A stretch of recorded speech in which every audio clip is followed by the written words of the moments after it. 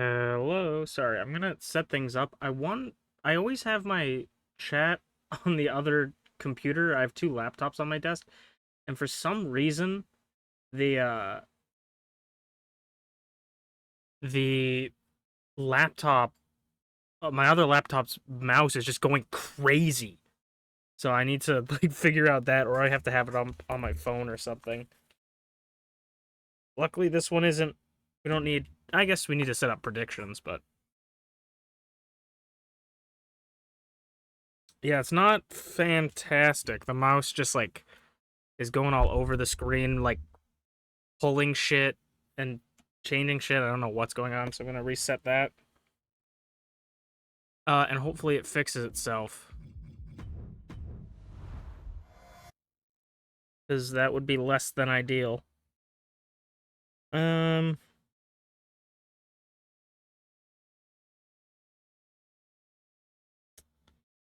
Gotta grab out my photos because I took a picture of the... They're really doing this to me, aren't they?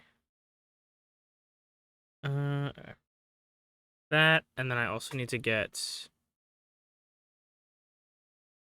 Nope.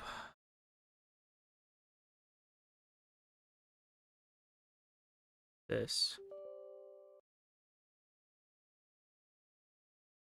Actually, I don't need this. I'll have it anyways, just in case. But I hope you're having a fantastic day today, Rize. I'm pretty excited to get back in MPW since last week. We skipped over it. And if you guys are interested, how's it going? Humph. Been a while since you joined the stream, just started college. Nice. Congrats on that. Hopefully all is going well over there. We're gonna... The next show from the last week. We got a lot going on this week because we got to figure out number one contenders for both titles, and we're continuing the tag tournaments. You're good? That's good.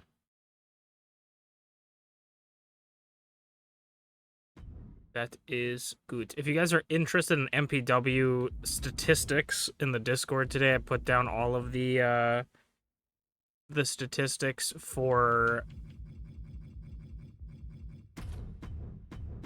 every champion. Thank you so much to whoever just followed. Right now I don't have anything up because my other screen was glitching out, so hopefully I can get that set up and thank you properly, but I appreciate it. Unless that was a resub by... Who was that? Resub by Shmeeps. Thank you so much. I caught just a little bit of the replay there. Thank you so much, Shmeeps. Shmeeps is probably not going to be here because Shmeeps' Roman Empire is happening later tonight. They're doing a... There's like a musical they've been waiting for. It's gonna come out tonight. And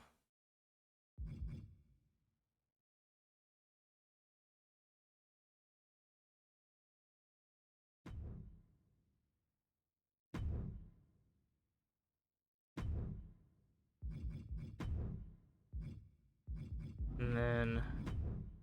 Oh, we will need that, actually. Because this is... That's fine.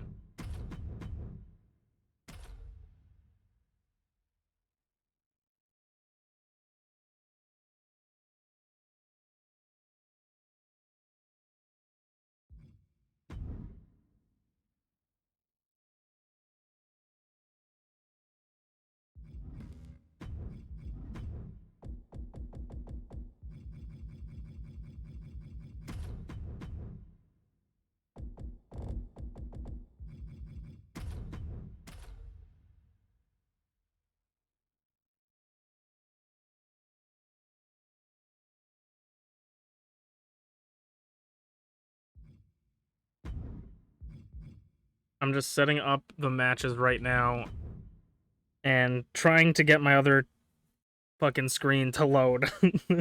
Is Connor, by the way? Yeah. Yeah, I had a suspicion that it was you. This is you actually don't. I don't realize how much I need my other screen until I don't have it because I'm like trying to look at the matches and then also I'm like trying to look. Oh, let's look at chat to see what people are saying in chat. Oh, I can't see it because it's all on one screen. um,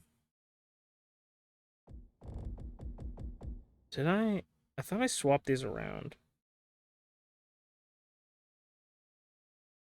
I did. Wait.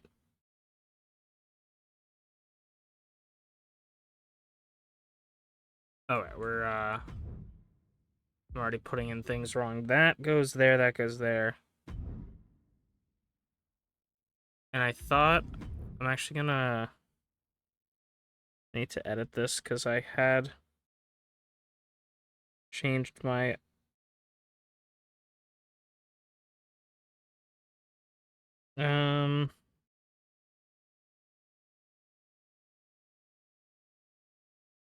all right, wait.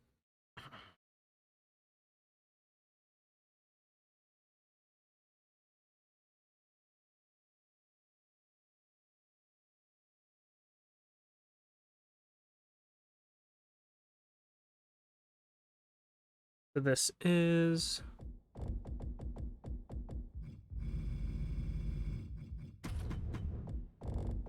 this will be a good match too.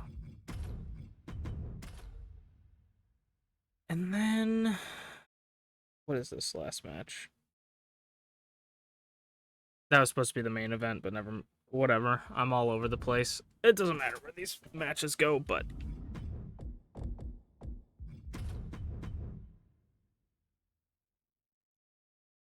okay.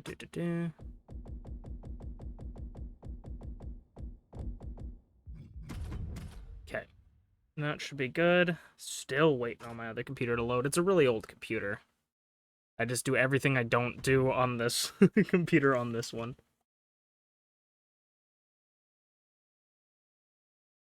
And I have no desk space either because I have like 15 different books. I'm like all disheveled. You're currently playing Fortnite with your cousin. Well, I hope you have fun, even if you guys don't get epic victory royales or whatever you kids get nowadays. Okay.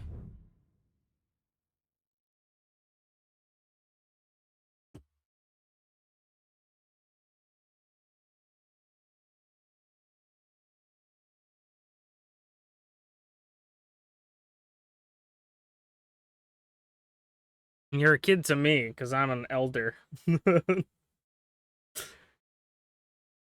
Maybe when you get out of the teens, you'll be an adult. To me, you're just a kid.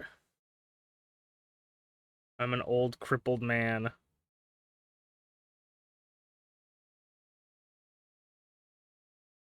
And we're all children to Rize, that's true. It's the hierarchy. We're all children to Rize because Rize is the Idol Division champion. She's the head of the table, the head of Olympus.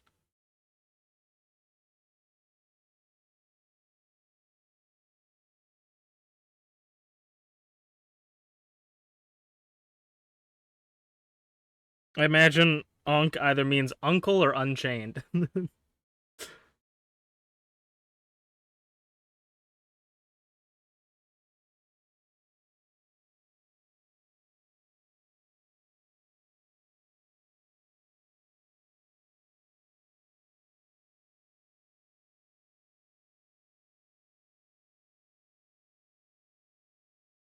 Dude, you were so close. Just open up one tab. Please, we're so close. Just open up a tab and it'll be good. I already have the match loaded up. Just open up a singular tab. Please, just open up a tab. I know you can do it, laptop. I know you're like over a decade old, but you can do it. I promise. I promise you can do it.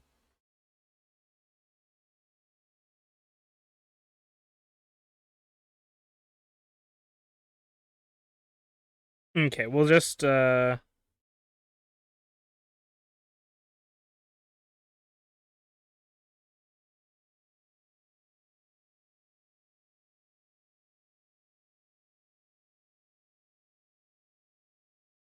Oh, okay. I'm like, we'll just do it from here, and then it loads. Oh, yeah, we can restore tabs. Yay! Restoring tabs. No, you don't need to open up another tab. Oh, it's because... Oh, yeah, I had, I had my YouTube up. Okay.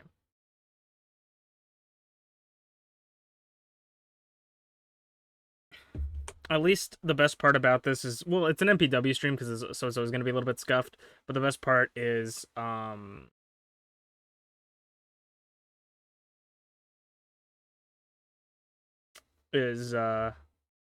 don't really have to do anything other than just talk.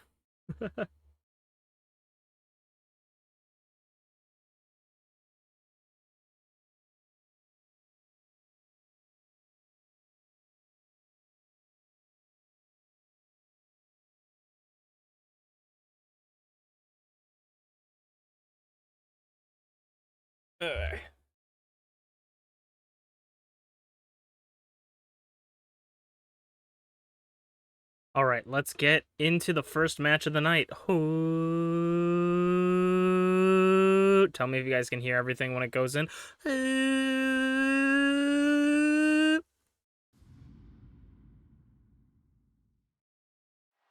Hello, everybody, and welcome back to Masu Pro Wrestling. And I hope, even if you have a little bit of scuff today, if you're having a rough day, if you're had a bad week, that today is going to end off being a good day, as MintyClovers is going to start off tonight's episode of MPW, this week's episode of MPW, in singles Idol Division one-on-one contest.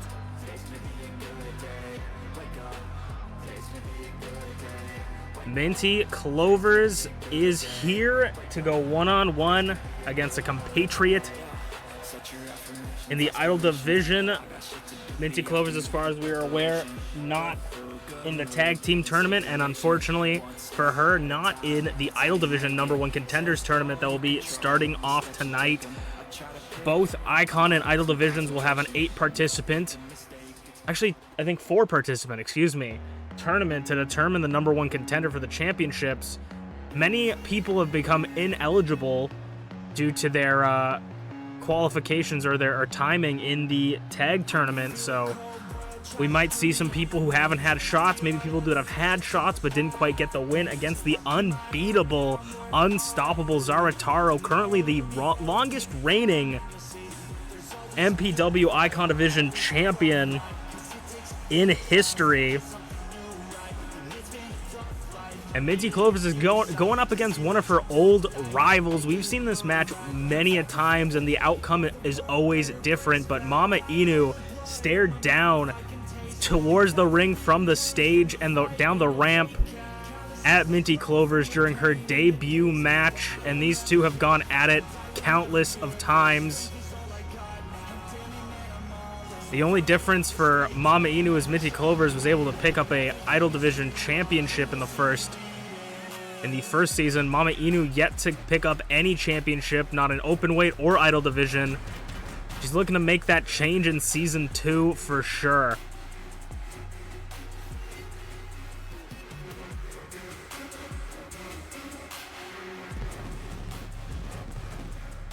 MamaInu is known as like a vet in the business and has really been put it out. And some people may say, does age wear you down? And I gotta say that it doesn't seem to be stopping MamaInu.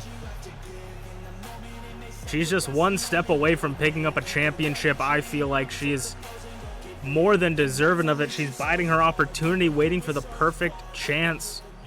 Obviously, the Shiba family has some champions in it. TeaTheShiba was both a former openweight and Idol Division champion.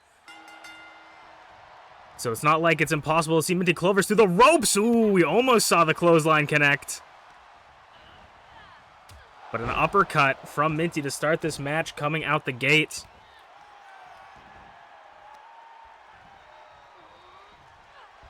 This is the only non-tournament match tonight, as Minty goes in for an inverted Boston Crab. We don't really see submission holds super often, especially not like this one from MintyClovers. MintyClovers much more of a high flyer, but going up against someone like MamaInu, who just knows the basics, Fisherman Buster, that knows the basics so well, has the fundamentals down. You know, it's hard. You got to fight sort of a whole old school style when it comes to wrestling with MamaInu, with just a little bit of new tricks up her sleeve. Just as I'm saying it right now, maybe looking for an elbow drop. No, from the top rope. Like I said, we don't see many submission holds from Minty, but we don't see many off the top rope maneuvers from MamaInu. Goes for a double axe handle off the top rope and already gets a 2 count for her troubles.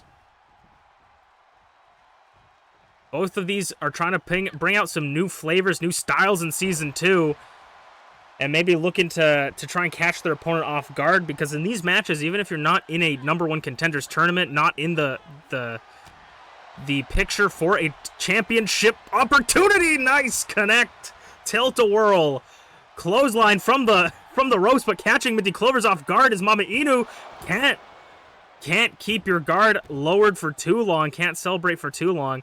But even if you're not in a championship match, of course, these matches are so important, as they not only up your win-loss record, but you can impress the bosses upstairs. I'd say one of the peoples that are sort of the examples of impressing the bosses upstairs is someone like Rize, our current Idol Division champion, the self-proclaimed Panda Archon herself. I feel like she comes out here, puts on impressive matches, doesn't always win, still gets those title shots. Same with MintyClovers. I feel like she was 0-12, still got a title shot later on. Still was able to, just because of how impressive you can be. If you keep the bosses upstairs eyes open, they know where the money's at. They see if you're a big draw, you're going to get those big matches, whether you win or lose. But wins and losses, are undeniable. Those are proof that you deserve your spot of where you need to be, and that's exactly what people want to do. They want to get that proof in the pudding. If it is to say 7 count, Russian leg sweep on the floor. MamaInu might be out cold. MintyClovers, though, 8 count. Minty, belly-to-belly suplex on the floor. If Minty doesn't want to get counted, we might see the first ever draw in MPW history. We might see the first draw ever in MPW history. Yes, we do. We just saw the first ever draw in MPW history. Double count out. MintyClovers and MamaInu had the first ever draw in MPW history. As we will move on, I think there was a little bit of misunderstanding from Minty, seeing how much time she had left. She thought she had just a little bit left, but they took it to the floor and they kept it out there. As we will move on to our next match of the night. That's so funny. What the hell?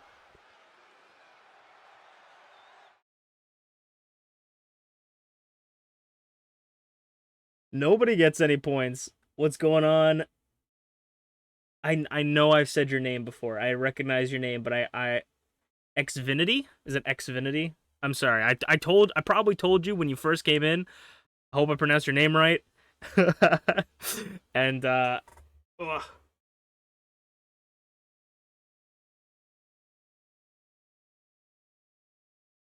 And I hope I said it again, but I'm really bad at remembering.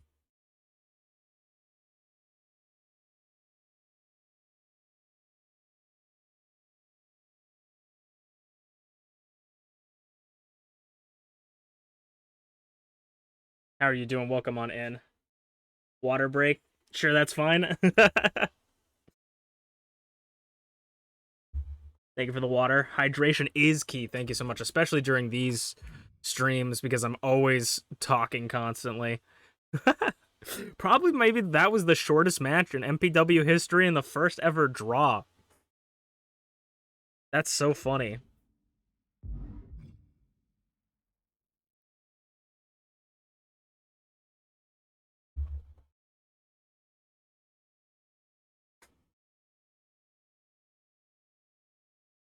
On Friends Beat Saber stream, I do...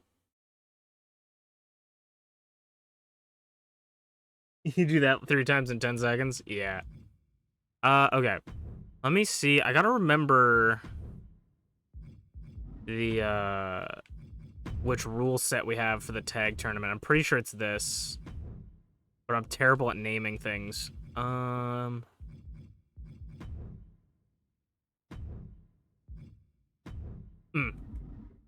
back out real quick. I gotta grab the thing I said I wasn't gonna need.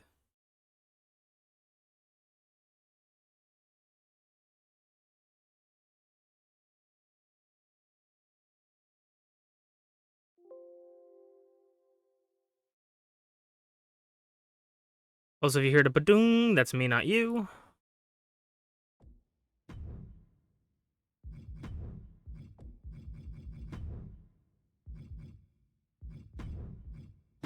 Nope. Yeah, let's play the tutorial. That's what I want to do. Alright. I have to do a little extra something just to... Ooh, I should check that as well, actually. I don't think I checked that. I gotta... That would be the one thing I would forget. What is it called? Yes.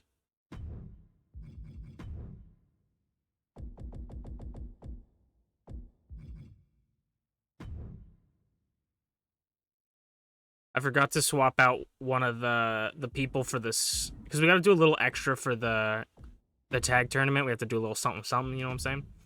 It's not on the regular stuff, and I completely forgot that one of the people, I gave them a different model, and sometimes when I give them a different model, it's a different like character in game entirely. And this person was still tag teamed with the old model, so it would have not made sense and been weird. Okay.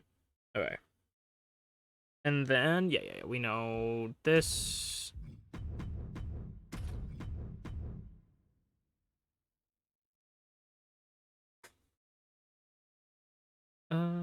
Also, one second. Okay. Alright. I'm gonna load up this one. I have that up, and we'll get into the second match of the night. Oh, I should check the... We're gonna just pray. I should have checked the rules. We're just gonna pray that it's the right rules. Oh, we're gonna just pray. I mean, worst case scenario, you'll never know, so...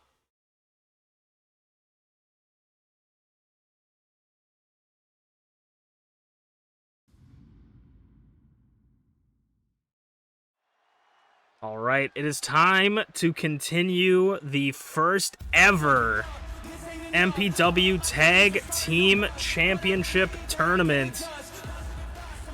And a tag team that was formed during the Random Selector Double Eliminator Tournament that stuck together. Team Technically Support, the couple of FlairZero and GlitchyBasturds. And these two did pretty decently in the tag team tournament. But when you're in the double eliminator, it's a little bit difficult for a tag team that's never worked together to go up against two people that have been together, you know, outside the business and in the business together. So, you know, the chemistry there is way better than your opponents would be when they're randomly selected together. So you could say Flair and Glitchy had a little bit of an advantage going in. However, Sleepy and BA Tycho, a team that didn't have that chemistry, ended up picking up the victory, so who can say? But in this tournament, that chemistry advantage, I feel like, is all but nothing, as all these teams have been picked by the people in them. They entered this tournament, selected their tag team partners, the boss upstairs picked whoever they thought was going to be a good opportunity. And these are the teams that have been put into the tournament. And we saw one half of the coalition of humans against treachery. And it looks like the second half has been added in. It is a Bear and Greg. And it looks like these two have a little bit of a different vibe together when with the group. It looks like something might be in this cup, but I was talking about this a couple weeks ago, that Greg and a Bear seem to have this just kind of friendship that I don't think really anyone understands. You know, Greg and the Bear, people have said, I tried to talk to Greg backstage, but Greg just doesn't really talk. And the Bear just grumbles, but I've seen the Bear and Greg talking backstage. They seem quite friendly. And with the success of BA Tycho and Blueness, the Coalition could potentially get 2 slots in this 8-team tournament. Maybe 2 slots in the semifinals for the Coalition, but I mean, this is going to be a difficult fight for Flair and Glitchy, but I would say that the teams are almost even. You have 2 behemoths in Glitchy and a Bear, and then you have the wild cards in FlairZero and Greg, but what will be this? This is first fall to a finish, falls count anywhere, anything goes, Tornado Tag Team Tournament. Can Greg and the Bear pick it up for the Coalition and earn themselves another spot in the semifinals? Continue on in the tournament. I mean, I do say that, you know, the behemoths, but if you look at Greg and Glitchy aren't, like, Greg's just a slight bit shorter than Glitchy. So Greg is no small guy himself, and Flair just drops the bear on his knee. And Greg takes down Glitchy with some palm strikes to the face. The only team to move on so far in the tournament was Blueness and BA Tycho. They beat Bonk and Dragthulu in the first round. The only other team that we've seen pick up a win was the Fallen, UnchainedAwesome, and Gaelic Angel beat Azanaza and Ayasu the Shogunate. But because the Shogunate came in with advantage, winning the Battle Royal, they were able to stay alive. They got 1 extra life. DDT by Flair, and the Bear clotheslining Glitchy outside. It looks like these two have found their dance partners, and they're going to start battling it out. The Bear and Glitchy in front of the French-Canadian commentators table, and Greg and Flair in the ring, and Greg doesn't have, I don't think Greg's picked up many wins, but he's been very close to him. Bumps him. He's an unorthodox competitor for sure. Powerbomb position to the Bear, fights out of it as Flair picks up Greg and is going to toss him on the ropes. Knee strike from the Bear. You got to have 2 eyes pointed in opposite direction to see all the action that's going on. Clothesline by Greg. Greg takes Flair to the floor. Off the ropes. Flair dumps under. Over the knee again, and now Glitchy's gonna DDT the Bear on the concrete. It looks like Team Technically Support might be in the advantage right now. Oh, but the Bear rolls up Glitchy. This is first fall to a finish. Rolls her up on the outside. Greg distracting. I don't think the ref got there. Super kick to the back of the head by Greg, but kick out at 0 on the outside. You gotta watch your opponents. You gotta watch your opponents and your partner. Kip up by Flair. And when you're separated like this, a first fall to a finish could spout the end for anybody. Glitchy, powerbomb position to the Bear onto the apron, swinging him into it, flying knee from Greg. Leg drop from Glitchy, but on immense damage done to the back of the Bear. As the ref's going to try and make it back into the ring. Shining Wizard to the back of the head, doesn't quite connect, or doesn't quite deal as much damage as the Bear thought to Glitchy. And Team Technically Support once again working over the Coalition. Flair going up top this time. Oh my god, it's a moonsault by Flair, I'm pretty sure. We just caught the tail end of that moonsault to Greg. Greg kicks out at 2. A near fall for the Coalition. And now Flair's going to hit him with a little bit of a combo breaker to Greg and a German to Glitchy. Flair below 0 in the ring. No, reversal by Greg, and the Bear just taking it to Glitchy. Forearms from Greg, walking Flair back. And now the Bear just grabbing the arm, submission hold. Front face lock, wrenching the neck and arm. Glitchy can tap at any point. It's pinfall or submission, any point in the ring or outside it. Falls count anywhere. And now Greg's got Flair down. He might have hit him with the Greganing, but the ref was too busy following the submission, gave Flair just enough time to kick out. That could have been it, but unfortunately the ref was distracted. 'Tis how it goes with one referee, as Greg is going to take Flair to the outside. And the Bear tossing Glitchy into the into the ring, but it looks like 2-on-1 now. The Greg and the Bear showing their tag team abilities. 2-on-1 onto Flair. Expertly done as Flair is just in the Wolf's Pit. A little bit of interruptions there by Greg, but Northern Lights suplex, and now Glitchy. Talk about Bear. Mama Bear's coming in to take out the Bear, and now looking to maybe help with Greg here, try to get some payback. Sidewalk slam to Greg, and Flair's going to go for the cover as Glitchy's going to try to prevent the Bear from breaking up the pin, but I don't think she saw it. Ran around her shoulders. Goozles the Bear into the mandible claw. I would not stick your hand in that Bear's mouth. You never know what's in there. Ooh, Flair blocking the save. 2. Ooh, near fall for Team Technically Support, but expertly done by Flair, blocking Greg from breaking up the pin on the Bear. Very lucky. That could have been it for the Coalition Part 2. The Bear, ooh, looking for something, but not paying attention to what's behind him. Russian leg sweep.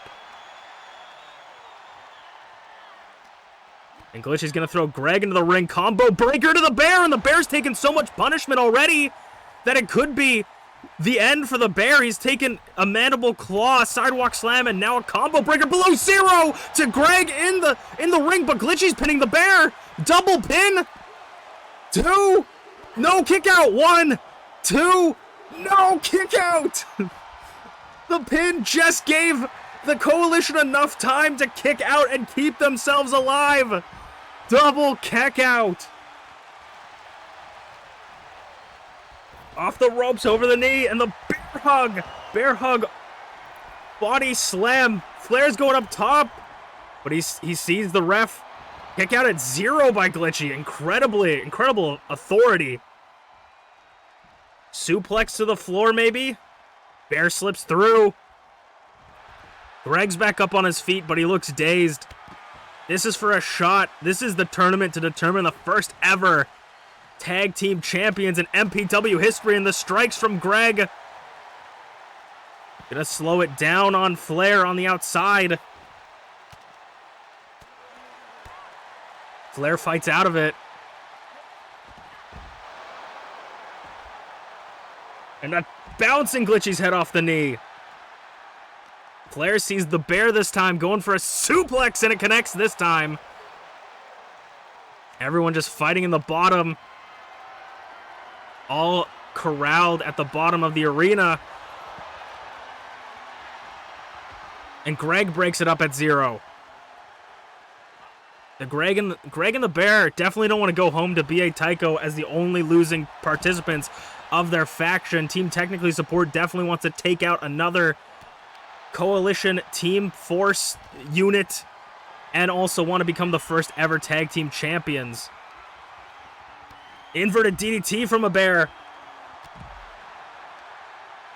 The Coalition seem to be in complete control now as the Bear sends Glitchy into the ring and is going to follow suit. Referee's going to follow in there. And Flair and Greg fighting in that corner. What is the Bear thinking? Off the ropes and a bite to the head. Headbutt from the Bear. Flair trying to run in for the save. Getting lost there. 2 count kick out. Flair might have been able to save it, but Glitchy barely kicking out. A near fall for Team Technically Support as Glitchy looks injured. In the corner, Glitchy has never held tag team championship gold. Nobody has, but has held all the other championships. She wants to be known as the only idol to hold all 3 champions. The idol, the openweight, and the tag team championship. Now hammer fist to the chest of FlairZero, just pounding a hole into the center of his chest, not letting up.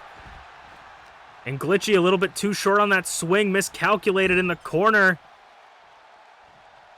Greg's taking it slow. It looks like a lot of these people, a lot of the members in these matches, the competitors, are feeling the effects of how this match has gone through. A lot of them look gassed. A lot of them look injured. And Greg just getting a little bit of showboating here, but I think he's not prepared to know who's behind him. Sidewalk slam. Connects again. Below 0. The Coalition might be out of it. It might be it for the Coalition. Flair go to the top rope. Thinks against it. I don't know what they're thinking, but the Coalition rolling to the outside of the ring. Glitchy over the top. Flair's gonna meet the bear on the outside. Right in front of the French Canadian commentator, staring him down. Craig getting tossed. Flair, what could he be looking for? Chops lighten up the bear's chest. Gonna make the bear red and white like a candy cane. Combo breaker again to the bear. And the bear getting pinned on the other side of the ring. Referee out of position. Want to make sure the shoulders are down. And Team Technically Support takes it. Moving on, eliminating one half of the Coalition. A massive victory for these two, and I would say with an elimination like that, you are limiting the teams that have worked together. You know, these two are definitely on the upper echelon of chemistry when it comes to tag team matches, and they just showed it there tonight. As they will move on, we will figure out who they will face in the next round next week, but we will move on to the Idol Division #1 Contenders Tournament.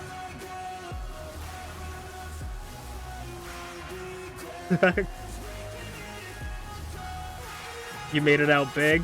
Ooh, 11% on Flair. I misspelled Flair. And Glitchy. Big wins. Make sure I select the correct one. I almost selected the bear by accident. 9K going to 2 viewers. Sheesh. Good on you guys. Alright. And then if I go into universe mode, I kind of felt that Flair and Glitchy were going to win that one, but I wasn't quite sure. You never know with Greg. Greg, like, just pulls out shit out of nowhere, so you never know.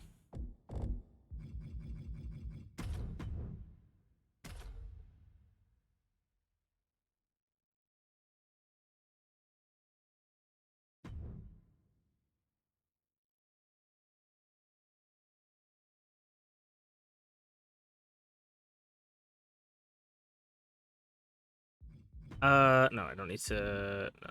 No. Yes. But now we're gonna get into Idol Division stuff. No, why do I keep doing that?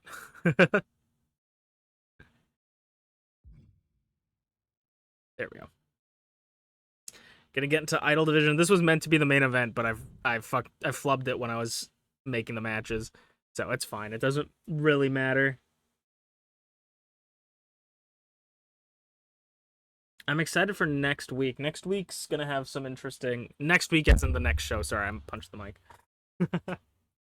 We do 3 shows a stream, if you guys don't know. But the next show I'm excited for, because I feel like there's gonna be some really fun matches.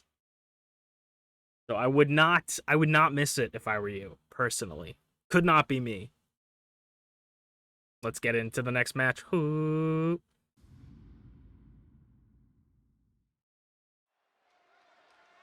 It is time to start the Idol Division #1 Contenders Tournament. There will be 4 contenders in this tournament to determine the #1 contender to Rize's championship. Someone that Rize knows very, very well, a former Idol Division champion, former openweight champion, Rocky.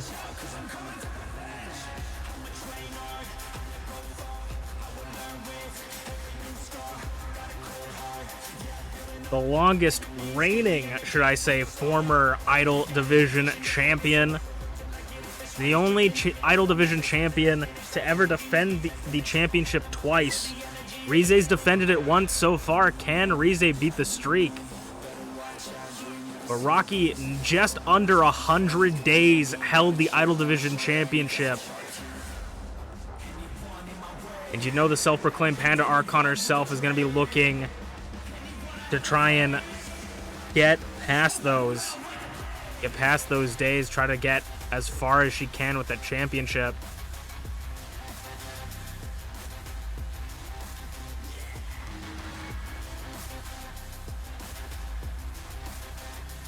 One of the hardest hitting, hardest fighting, one of the scariest idols in the division. One of the reasons why I have my own booth up here and I'm not down there with the French-Canadian commentators. It's in my contract. If there's any spooky people in MPW, I'm up here. You know, I get to be up here. We know Rize is going to be sitting back with the Shogunate backstage, not only prepping for their future tag team tournament rematch against the Fallen, but also Rize is going to be keeping her eyes on this as the person that Rize got the championship from and the person that we most recently saw throwing Rize off the top of a cage. It is TeaTheShiba realizing her redemption against Rize, tossing Rize off the top of a steel cage. Not for the title, though. Realizing the redemption of when she first lost the championship, the first ever championship match she was in, she was tossed off the top of a cage in a very similar manner of Rize. And she's looking to get that championship back. That championship means everything to TeaTheShiba. And she is waiting for her opportunity to come back and grab it. This time one-on-one with Rize, not in a triple threat. Booty popping moonsault, Rocky rolls through.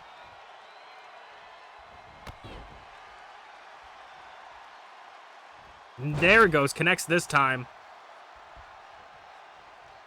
These two are probably some of the hardest hitting idols on our roster, and that's hard to quantify, to put on a list, you know, with all the incredible talents we have, but I gotta say that these two have probably got to be some of the hardest hitting.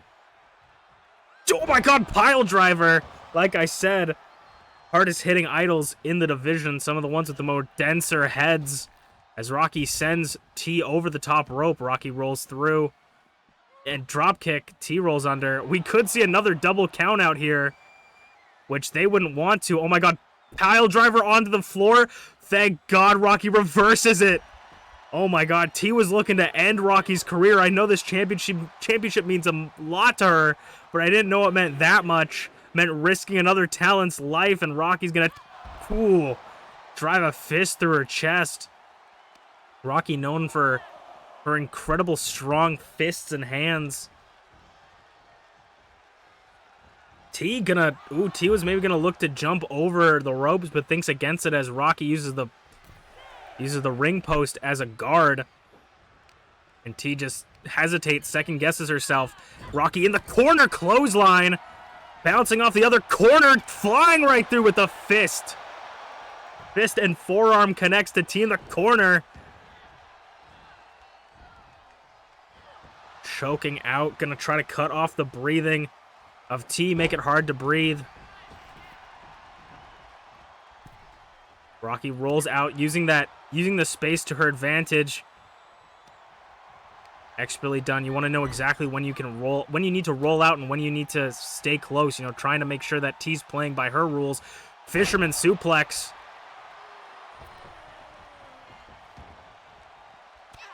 T with a punch, now drop kick on the floor. I mean, we did see T's mother, MamaInu. Moonsault clips her feet on the apron there. That definitely couldn't have felt good. We saw MamaInu earlier in the opening match tonight. Oh, blocked the chops, but knocks that last one onto the French-Canadian commentators table. We saw MamaInu in the opening match take the first ever draw against Minty.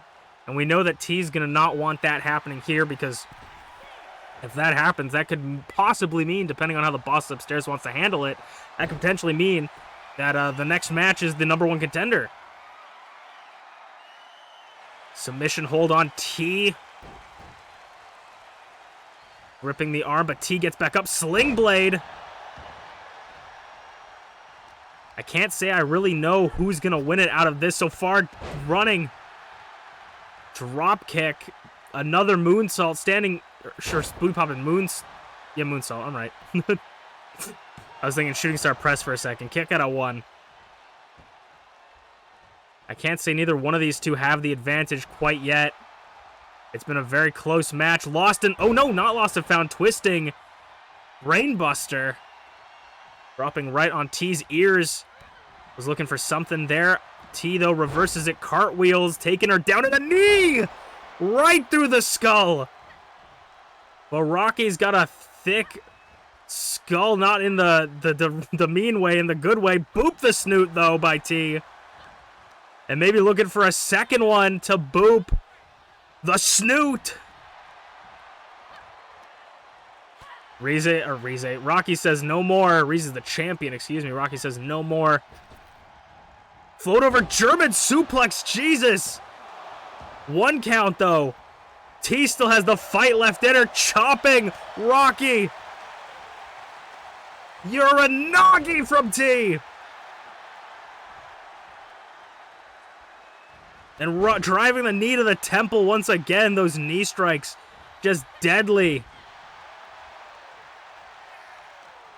Such a stiff bone to drive into someone's head. Fucking Falcon Arrow. Falcon Arrow. Yeah, Falcon Arrow, I think. Or Michinoku Driver. Oh, caught her. Back body drop. Rocky thinking of something, but everything she has in her head just can't quite make a decision. Catches. He gets back into it with that chop again. Just lighting up Rocky. Ooh, a slap rocking T. You could hear the vibration off that slap throughout the arena as Rocky picks up T and is going to drop her face first onto the apron. Dropping the legs and a back handspring with the knees again. 4 count. I mean, you can win this by count out. You just definitely don't want to lose it by count out. Rocky's going up top this time. This is one of the things she was thinking about, but again, hesitates about it. Thinks against it. Breaks up the count this time at 6. It's now at 1. Kick out, or not kick out, chop. And you can't win on the outside this way. There are no pinfalls or submissions on the outside. And the ref's going to remind them that with a 2 count, but Rocky's looking to wear down T. Maybe trying to get a count out victory. Trying to wear T out on the outside. Waste time on the outside and then get back into the ring right at that last second. Earning themselves a shot in the #1 contenders match. Ooh, sends T over to the French Canadian commentators table. A little bit of payback for earlier. And now working over the back of T. They're at a 5 count. Definitely looking to buy their time. 6 count. Spending as much time as they want on the outside. Big chop reversal.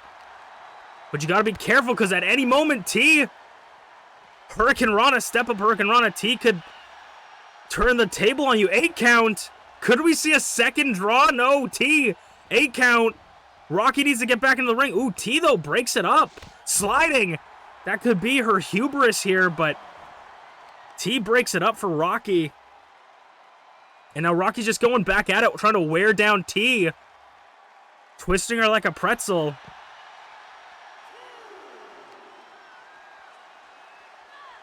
Rocky with a chop and a punch and an uppercut. Combination. Just smacking T around, trying to knock her out. I want to say that's a Michinoku Driver. I want to say it. I don't know, though. I don't know the difference between a Michinoku Driver and a Falcon Arrow. I'm sorry.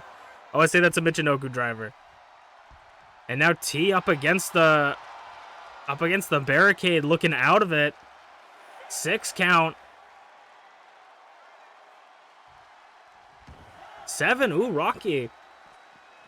Thinking against, maybe wanting to win this way. Wanting everyone to see that she earned this victory and didn't just take the easy way out, or maybe just wants to inflict that much more punishment onto T. Who could say? T gets sent back into the barricade.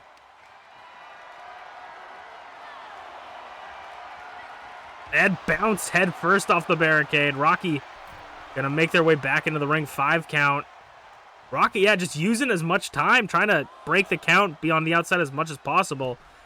But this time makes it back in the ring. What could Rocky be thinking? Playing a little bit of mind games with T, maybe? Cat and mouse? Or is Rocky just struggling to make a decision here? Indecisiveness could cost you the match. And T catches Rocky off guard. Electric chair drop position. by T. Flips her around. Ooh, into the apron. Just bouncing Rocky into the apron, and now T's going to finally make it back into the ring for herself. Rocky in the ring now. But Rocky might have T right where she wants her in the lost and found. No! T rolls through. Frankensteiner! Bouncing Rocky. Trying to keep Rocky down, but no. Now Rocky could finally have it. Lost.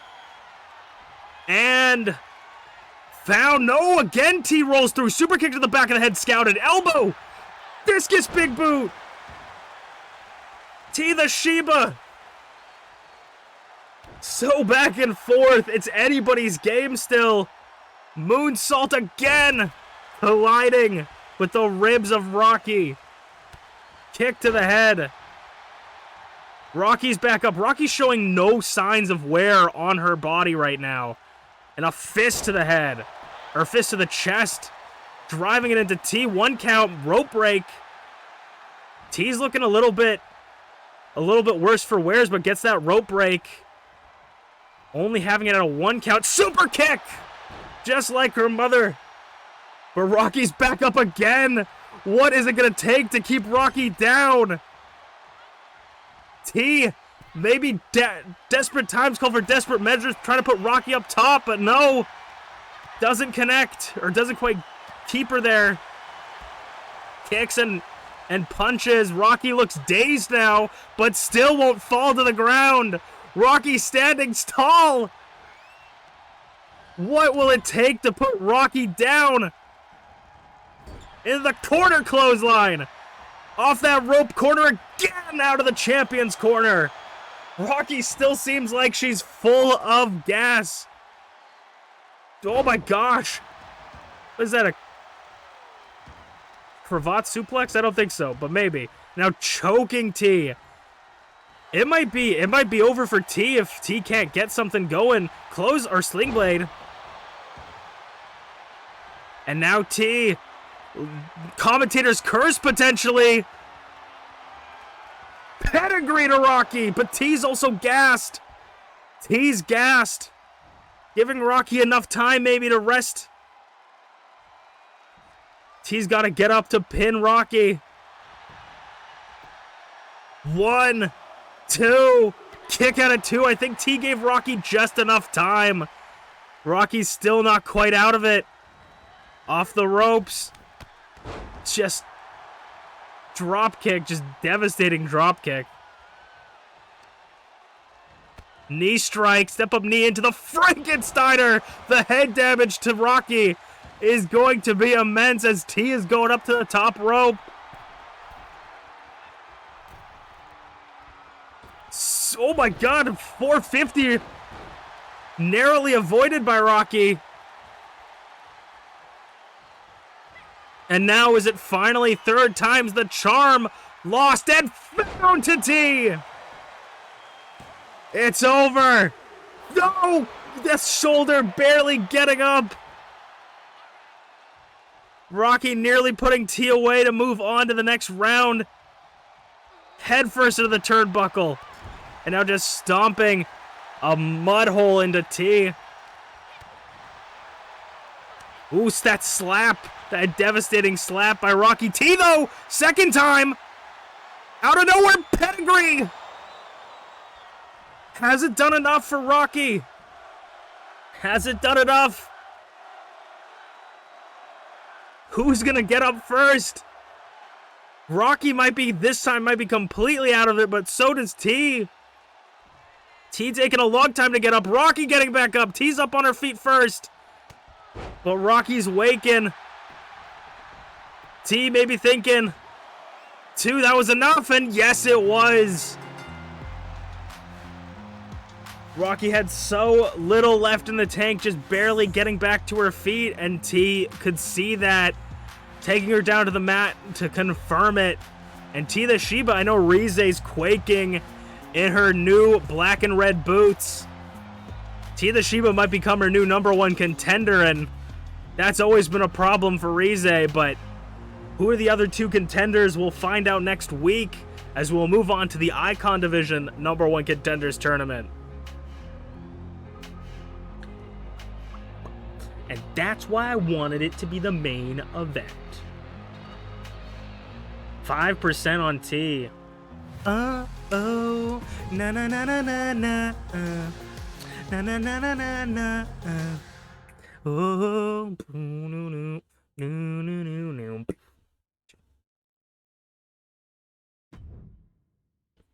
But hey, man, I say that's why I wanted to be the main event. But hey, man, we got to give these guys an opportunity to main event every once in a while. I know these guys are going to put on a barn burner.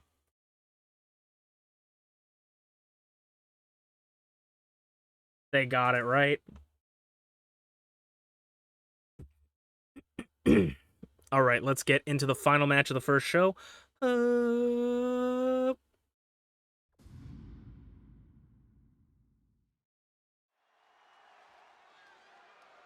All right, it's time for the Icon Division #1 Contenders Tournament. Like the Idol Division, there are going to be 4 competitors for this tournament to determine a #1 contender for the incredibly dominant Zarataro's championship. And the first one, someone who hasn't got that championship title opportunity, Dobby,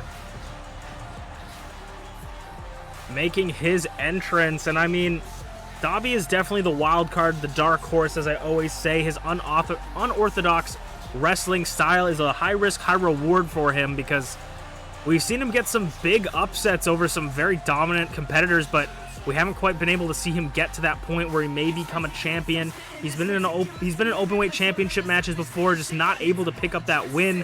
So is this the time for this young and up-and-comer to finally pick up his first ever championship in MPW?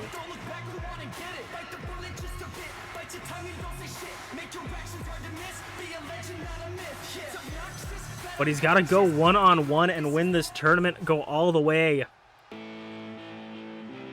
And someone who we've seen win a handful of #1 contenders matches and even was the #1 contender previously, it's a Dirt Potato.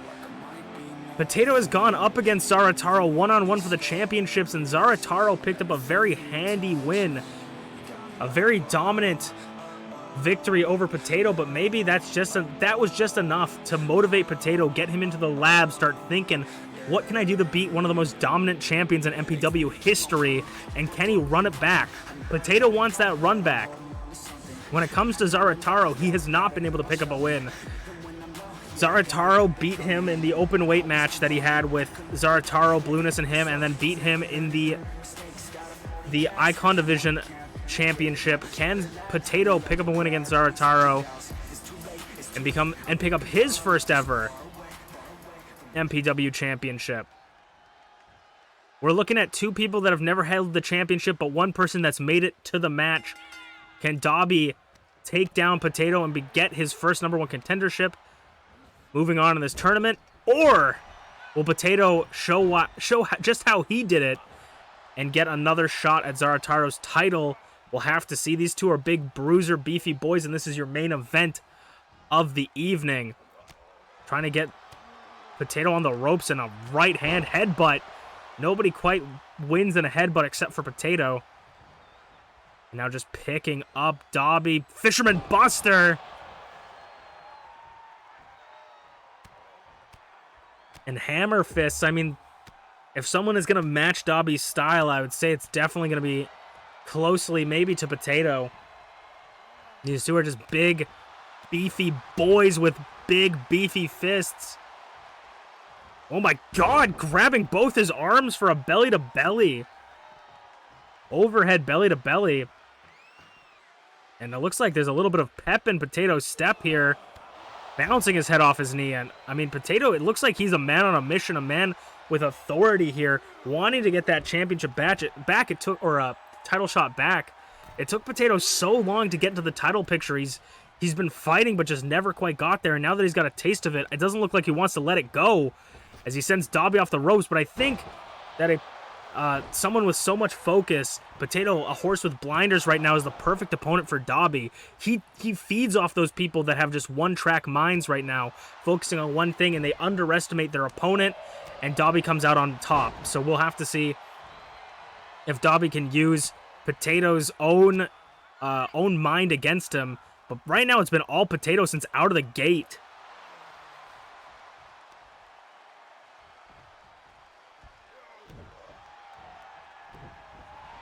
Dobby rolls through. And now Dobby getting some offense in finally. If not just a little, but finally getting a handful of offense onto Potato. Sends Potato off the ropes. Gonna collide with him in the center of the ring. He's gonna meet him halfway. Like a positive relationship. Meet halfway. Dobby picking Potato up, blood draining to the head as Dobby just lifting Potato, all that blood rushing to Potato's head. Hopefully that doesn't power up his brain a little bit too much. Back body drop. The extra blood just might be what Potato's body needs, but flattens Potato and now rolls through, catching him off guard, as I said. Gonna tie him up in a submission hold, try to wear down Potato. Maybe we can see Potato tap. Potato breaks out of it and is now back up. And now Dobby, though, once again, going for another one. But this time in the center of the ring, getting into a better position. Potato's got to fight out of another one now, holding his legs and trying to pull his arms through them, tying him up like a knot. Potato's back up. Chops, though. This time the momentum swung in. Scioto suplex. Dropping him on his shoulder and head.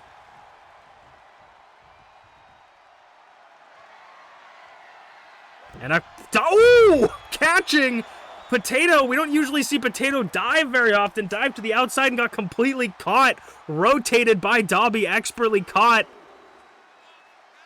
As another fight takes it to the outside. Dobby's going to go back into the ring. Potato's following suit. Big boot to the temple. Flipping him around. And now just ragdolling him. German suplex by Potato.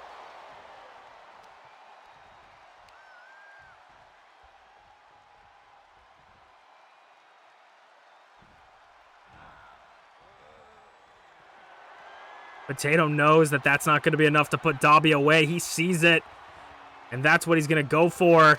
Potato plunge. No, reversal. Clothesline by Dobby. Potato didn't expect it. Back body drop. And a spine buster. How the momentum so quickly shifts into Dobby's favor. Gun stun. Gun stun in the center of the ring by Dobby. Kick out at 2. Nearly moving on to the finals into that #1 contendership match. But Dobby knows he was that much closer, that close to picking up a win. And now Potato in a very predicament situation. Final ignition. Rolling Potato over and into the cover. Dobby's looking to go to the #1 contenders match. No! Kick out at 2 for Potato. What is it going to take for Dobby to put Potato away? It nearly looked like he had it there. Potato tried to get to the outside of the ring. Dobby's not going to allow it. And we're looking for... Oh, another final ignition. Excuse me. I was thinking he was maybe going for that submission hold, but on the second final ignition to Potato to put him away. Catch caught me off guard, and I bet it caught Potato off guard as Dobby's going to move to the finals and maybe earn his first ever #1 contendership. Blood dripping from the nose and eye as Dobby takes the main event, moving to the #1 contenders. Who will he face? He'll find out next week. As we will see you guys next time. I said we're gonna move on, but we'll see you guys next time for more MPW. I was Masu Pro Wrestling, Masu Pro Wrestlington. This is Masu Pro Wrestling. We'll see you guys next week. It's not actually over. That's just what I say for YouTube. I went through all of the MPW videos today to figure out the championship information, and there's one episode that I didn't see because there's a long stint of problems with like my one computer that I edit with. There's a bunch of problems for some reason. I couldn't I didn't know why, but like a lot of the times when I uploaded videos, it only uploaded like half or like cut off the last 10 minutes or something, and I would have to like re-edit it and all this stuff, and it was really annoying. There's one episode of MPW that just I forgot to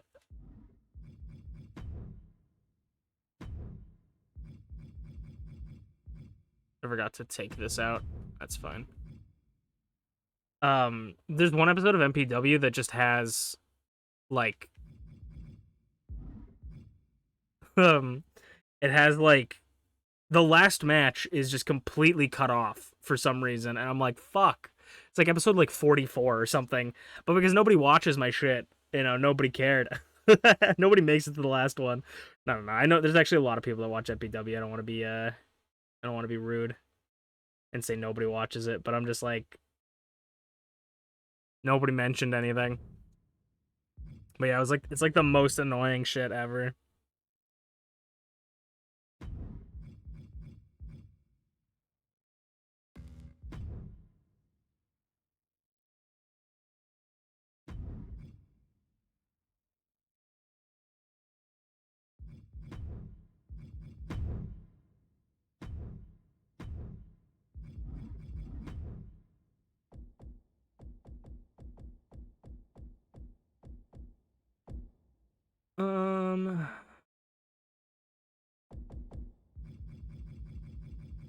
Okay, we're just loading up the next sets of, or not loading up the next the next sex.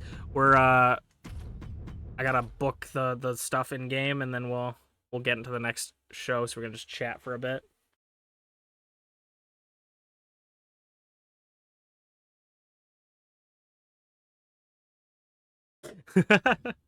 you want you want that to get cut out, you losing in that cage match?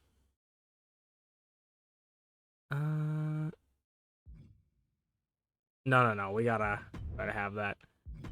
I'll just say in history on YouTube we were cut for time. And then also I accidentally downloaded the wrong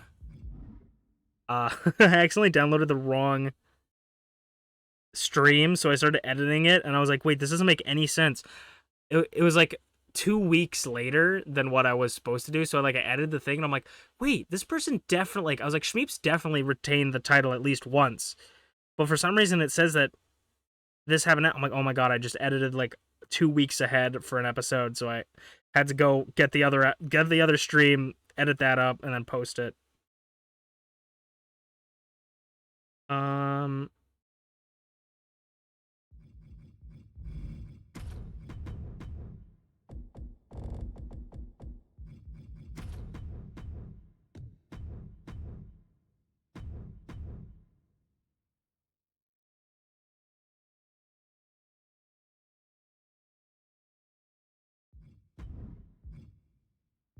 You know what, actually, this is better because I booked both idol divisions to be the main events of each show for the tournament, but now we'll have one icon, one idol for each show.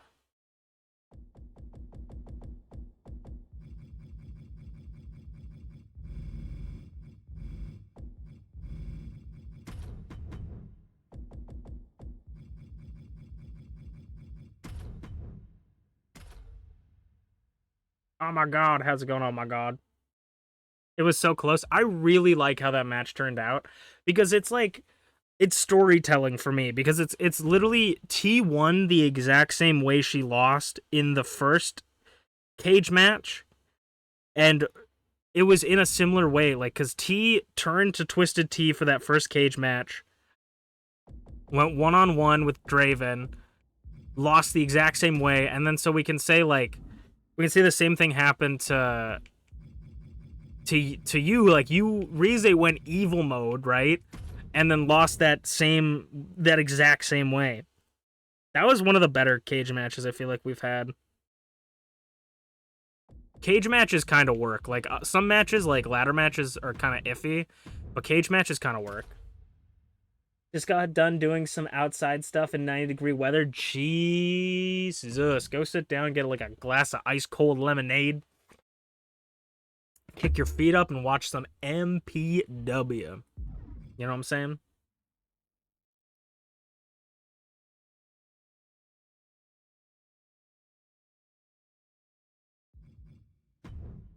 Oh, you deserve it, man. You got me feeling winded just from listening.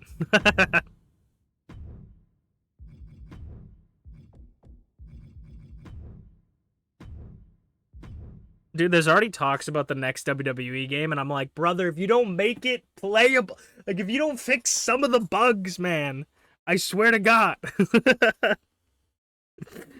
I'm not buying it. I will stay on 2K23. I'm not playing 2K25 unless you fix the damn bugs.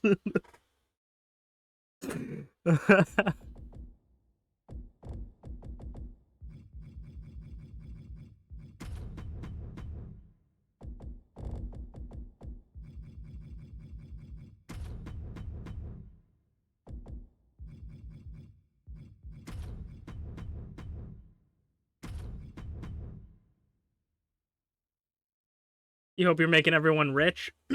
I hope so too, Shmeeps. I hope so too. We're going to get into, speaking of Shmeeps, we're going to get into the first match of the second show.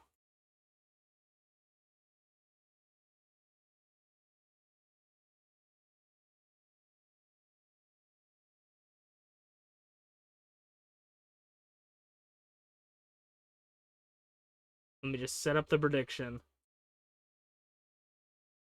All right, let's get into it. Oh.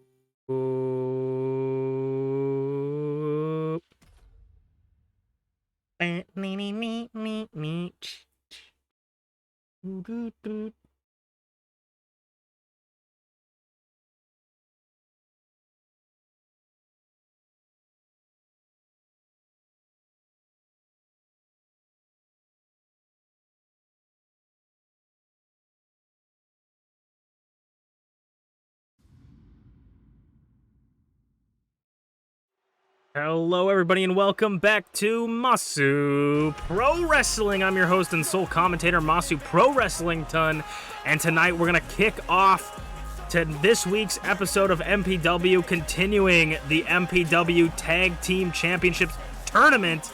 And we saw a handful of weeks ago, Empress Morgana revealing her tag team partner, and once again, pulling out that green stone, that green magic stone, filling the stage with mist to reveal the new and improved version, an arguably more scarier, a definitely larger variant of BeepsWorld, the team of BeepsWorld and Empress Morgana La Primera, looking to get their victory in a more animalistic side of BeepsWorld. I mean, you thought BeepsWorld could get more horrifying.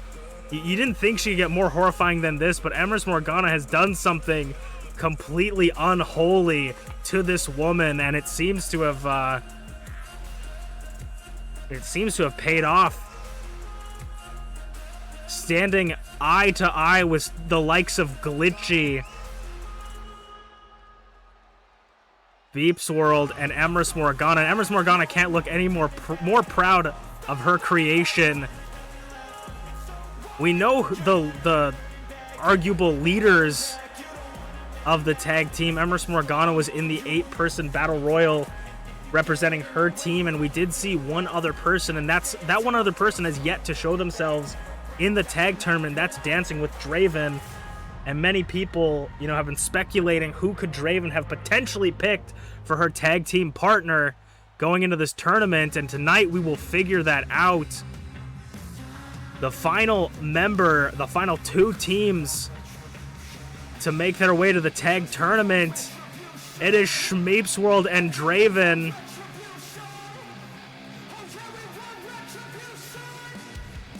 I mean, some may say this was obvious, but ShmeepsWorld and Draven have are friends and rivals. Dawn, Deceased, Draven, and ShmeepsWorld. This is definitely a devastating team for the tag team tournament. ShmeepsWorld and Draven are both former Idol Division champions. Shmeeps, one of the longest reigning Idol Division champions, with, I believe, a 70-day reign. I may be wrong about that. I'll have to double-check the numbers, but Dancing with Draven, a 2-time Idol Division champion. Shmeeps, one of the longest reigning openweight champions, going up against BeepsWorld and Emrys Morgana. It seems that Emrys Morgana and BeepsWorld are forever entangled in Shmeeps's are entangled in Shmeeps and Draven's business, but this is falls count anywhere. First fall to a finish, anything goes. And I gotta say, if I'm not a betting man, but if I gotta go into something and pick a bet, BeepsWorld is hard to bet against. Just the size of BeepsWorld, and immediately Beeps is going after Shmeeps. You can't keep these two away from each other for very long. The winners of this match will go up against Team Technically Support, GlitchyBasturds and FlairZero, who won last week against the Bear and Greg. And then BA Tycho and Blueness will figure out who their opponents will be as the rematch next week, with Azanaza and Ayasu, the Shogunate, will go 1-on-1, or 2-on-2 rather, I should say, against the Fallen, the tag team of Gaelic Angel and UnchainedAwesome. And now Draven's taking it to BeepsWorld DDT.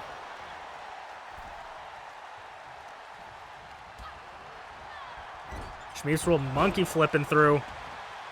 A lot of Shmeeps and Beeps. Ooh, dive, jumping, leaping, if you will. Neck breaker. Emrys Morgana going up top, maybe looking to go to the floor, thinks against it. This is anything goes, meaning they can use as many weapons as they want, and they can pin or submit their opponent anywhere in the arena. Emrys now just taking her moment to be cocky, letting her creation do the work, but doesn't see ShmeepsWorld behind her. Emrys Morgana and ShmeepsWorld also do have a little bit of a history. Powerbomb. Not only has Emrys been aligning herself with BeepsWorld, who you know is the alternate reality, different variant of ShmeepsWorld. Emrys Morgana won the Openweight Championship against Zarataro, one of the only losses Zarataro has taken this season. Through some sneaky means, it looks like BeepsWorld is hung up as Emrys Morgana is going for a submission hold, but ShmeepsWorld kicks out of it. Or rolls through it. But Emrys Morgana lost to Shmeeps for the Openweight Championship after winning it in an unfavorable way. And I know Emrys Morgana wants to get her hands on ShmeepsWorld after that. Ooh, Hurricane Rana reversed into a powerbomb by Emrys Morgana as BeepsWorld and Emrys turn their attention to Draven. Everyone taking a little bit of a breather, trying to control their stamina.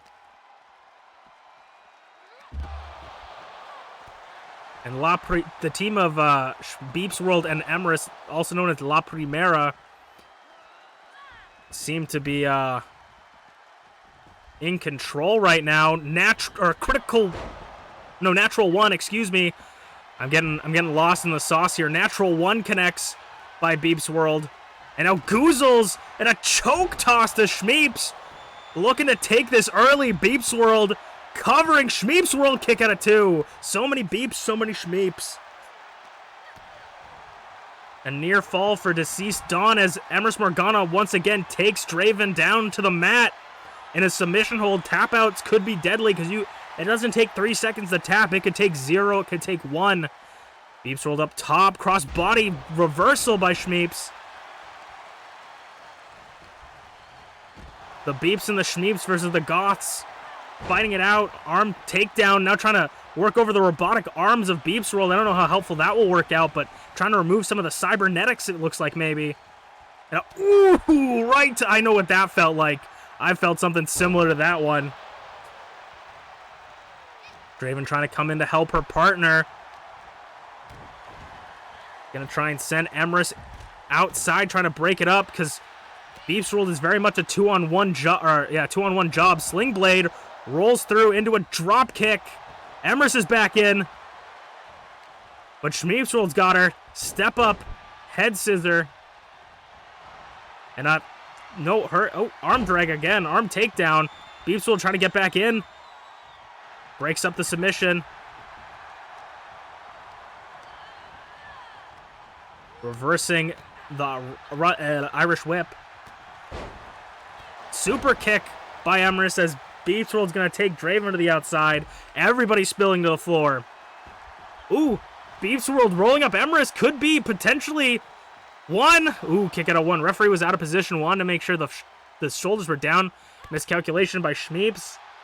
And she's going to pay for it with that one move. Ooh, dodges the jumping kick, but it's 2-on-1 for Shmeeps in this corner as the cavalry slowly makes their way. What is MeepsWorld looking for? Powerbomb to Shmeeps onto the barricade. Spine first onto the barricade from MeepsWorld. And a neckbreaker by Draven. DDT to the floor. Draven is showing why she's a 2-time champion. Busts open. MeepsWorld bouncing their head off the concrete. Now driving Emrys. I keep wanting to call everyone Rize. Falcon Arrow to MeepsWorld. Falcon Arrow to MeepsWorld. Ooh, Emrys breaks it up immediately. Was playing a little bit of possum. Draven maybe thought Emrys was dazed a little bit, but Emrys immediately takes and breaks it down, and Shmeeps trying to tap out the submission specialist. Emrys Morgana rolls through. German suplex from Draven. Spinning back kick. It is anybody's fight right now. Emrys gets sent over, and now it's Beeps versus Draven in the ring. Can Draven do it? I think Draven's going to take Beeps out dancing for the first time in her cybernetic life. Dancing with Draven, planting her skull into the mat. Deceased Dawn looking to pick up their first victory in the tournament. MeepsWorld kicking out, though. What could Draven be looking for? Draven going up top. We could see a big boy senton off the top. No. Waiting for MeepsWorld to get onto their feet. Cross body reversal. And a drop kick to the back of the body. Oof. Monkey flip to Emrys Morgana. Referee taking a sweet ass time. Kick it a one. Drop kick. As we take the action back into the side. Big boy senton.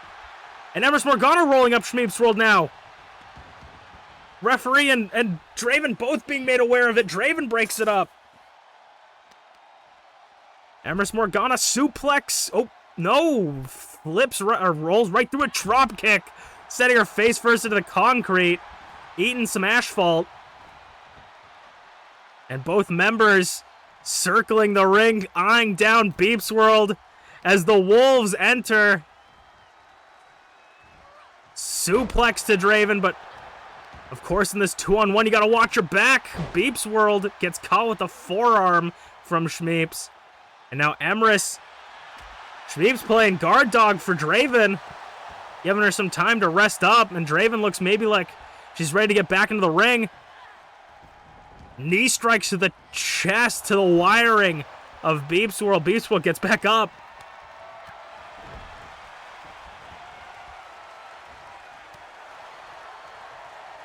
Now it's 2-on-1 again. Shmeeps and Draven taking opportunities. Bulldog, Russian leg sweep into the hemlock on the floor. Shmeeps got to get back up. She wants to break it up. Ooh, the blood dripping from Emrys Morgana's face as well. I didn't even realize that until now.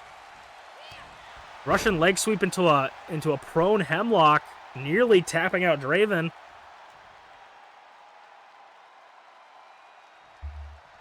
Emrys, ooh, up top. Emrys Morgana might be going for a ride from ShmeepsWorld. Off the top, maybe. Oh, but Emrys fighting out of it. Inverted onto the... off the top rope. But BeepsWorld's being pinned. BeepsWorld's being pinned. Referee out of position. Oh, kick out. Emrys didn't even waste time. She said, I know BeepsWorld's going to kick out or else. Russian leg sweep into the hemlock. ShmeepsWorld is in trouble. ShmeepsWorld's in trouble. And yes, ShmeepsWorld taps. ShmeepsWorld taps. BeepsWorld isolated Draven. BeepsWorld isolated Draven for the hemlock. And Emrys Morgana moves on. They will go 2-on-2 against FlairZero and GlitchyBasturds Team Technically Support. And I mean, all the teams so far are so dangerous. But how are you going to go up against someone like BeepsWorld? Emrys Morgana's latest creation. Picking up a win with her. And picking up a win against two incredible talents as we will move on to the MPW Open Weight Championship match. I'll see you guys then.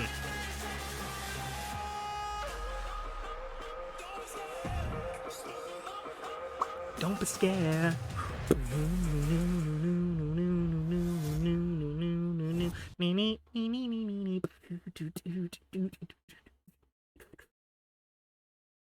Damn. Emrys Morgana picks up a win. I kind of want Emrys Morgana and I'm happy with anyone, but I kind of want Emrys Morgana and BeepsWorld to win the championship, only because they have a really funny championship title victory screen thing. Bitch. Oh, poor Shmeeps. Lost 5K to nobody. Yeah, usually I like to give it back, but since 2 people voted, you know, it takes 2 people for me. If 2 people vote, even if there's nobody on the other side, then, you know, 2 people gambled. But if it's 1 person, I usually just give them back their stuff. Okay. Big win for BeepsWorld and Morgana, though.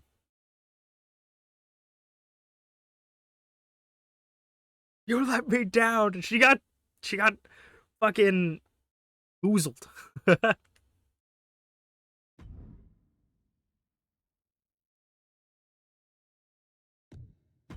Honestly, it's good to see ShmeepsWorld lose to BeepsWorld every once in a while, because I want it to be somewhat even, and or I want BeepsWorld to be seen as like this unstoppable monster, so when she does lose, it feels really nice, you know? BeepsWorld is crazy. BeepsWorld's got those new cybernetics, man. It's crazy.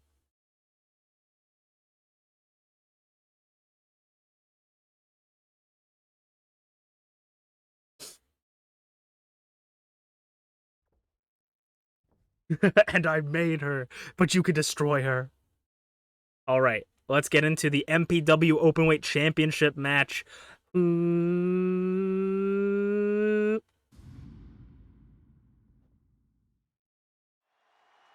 All right, everybody, it's time for MPW Open Weight Championship match. The challengers have been randomly selected from both divisions. Who will be challenging for Garreth Unported's Open Weight Championship match, contested in a falls count anywhere, anything goes match. And the challenger is... Huh? Does the guy have the challenge? Oh, the lack of music should have been a tell for me. I thought the sound guy went off duty. Coming off of a loss in the tag team tournament, it's Greg. Greg is going to challenge for Garreth Unported's championship, or openweight championship. And I mean, if I'm Garreth, I'm fuming right now. Garreth is 1/4 of the team that made it so that Garreth could not challenge for the Icon Division Championship for the rest of the season. And if I'm Garreth, I'm also a little bit terrified of this man. He is, like, we saw a completely different side of Greg last week, and now we're seeing this cold, sort of demented side. I don't know. He's a creepy man.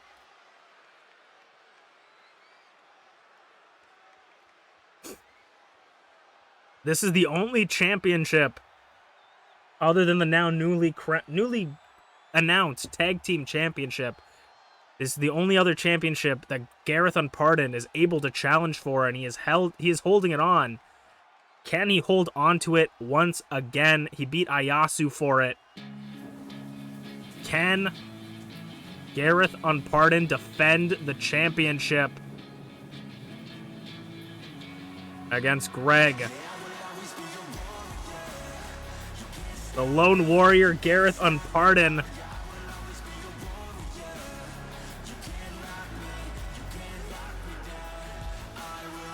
Looking to try and keep his championship around his waist. For him, this is the world. This is MPW for him. This is the World Championship for Garreth Unported, the most important championship for him. To lose this would be like losing the Icon Division champion. Losing the Icon Division championship. Can Garreth retain the Openweight Championship? One of the hardest championships to hold on to. People call it the Blue Chipper Championship for a reason, because it's defended two times as many times as a World Championship and defended against anyone from any division. No holds barred, anything goes, falls count anywhere. You have to be ready at all times and ready for anything if you want to be the Openweight Champion. There's a long list of Openweight champions, but very few make it past their first defense.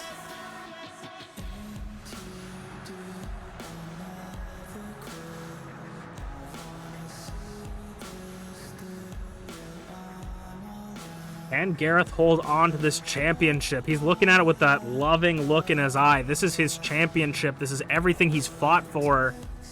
He was thrown to the side like last week's newspaper and immediately proved to everyone that he's okay on his own.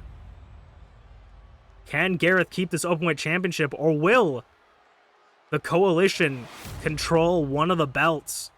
I mean, this would be massive for them. If BA Tycho, Blueness can get the Tag Team Championships, Greg holds on to the Openweight Championship, that leaves the Bear to maybe become the Icon Division Champion.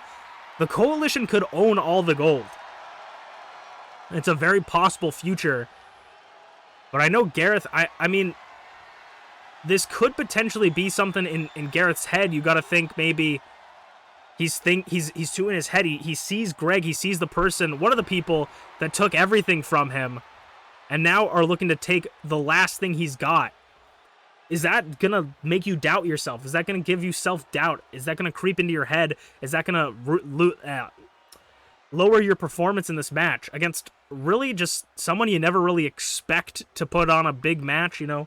Someone you don't know what to expect from. This guy that looks like he just came out of the office and put on a mask, you know, but comes out flying with knee strikes and hits him with all sorts of moves. I mean, this is anybody's game here. Greg versus Garreth. Double GGs all around. And they're going to meet in the center. And Greg, like I said, unexpecting, just a big kick to the back of the head. Can immediately discombobulate you.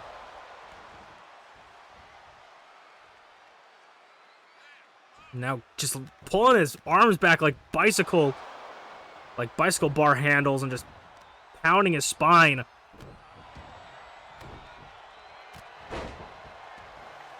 For either side of these two, this would be a massive win. For Greg, this would be his first ever championship in MPW. For Garreth, this would mean holding on to that last bit of glory that he can have in MPW.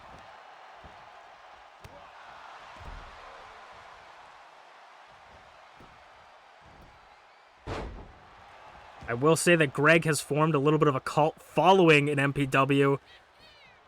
Skywalker from Greg. Or from Garreth. I'm going to get these names mixed up so much today. Skywalker to Greg. Greg's got a bit of a cult following, you know.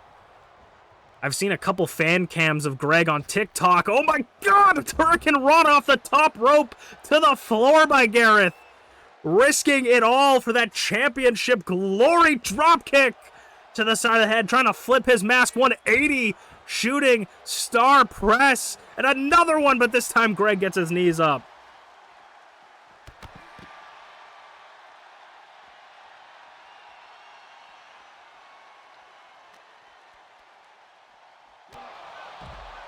Over the knee. Greg goes for the cover. First cover of the match. Kick out at 1. I mean, when it comes to offense, I think Greg is definitely taking it this match. He has been pound for pound in the lead right now. But unfortunately for Greg, points are not how you win these matches. It's by pinfall or submission, and there are no countouts. You can't take the easy way out for either of these two. Dropkick into the barricade by Garreth Unported. And a combination to Greg. Sending Garreth into the freaking ring post. Oh my god. Flattening him inside out onto his head. Flipping him over and dumping him on his neck.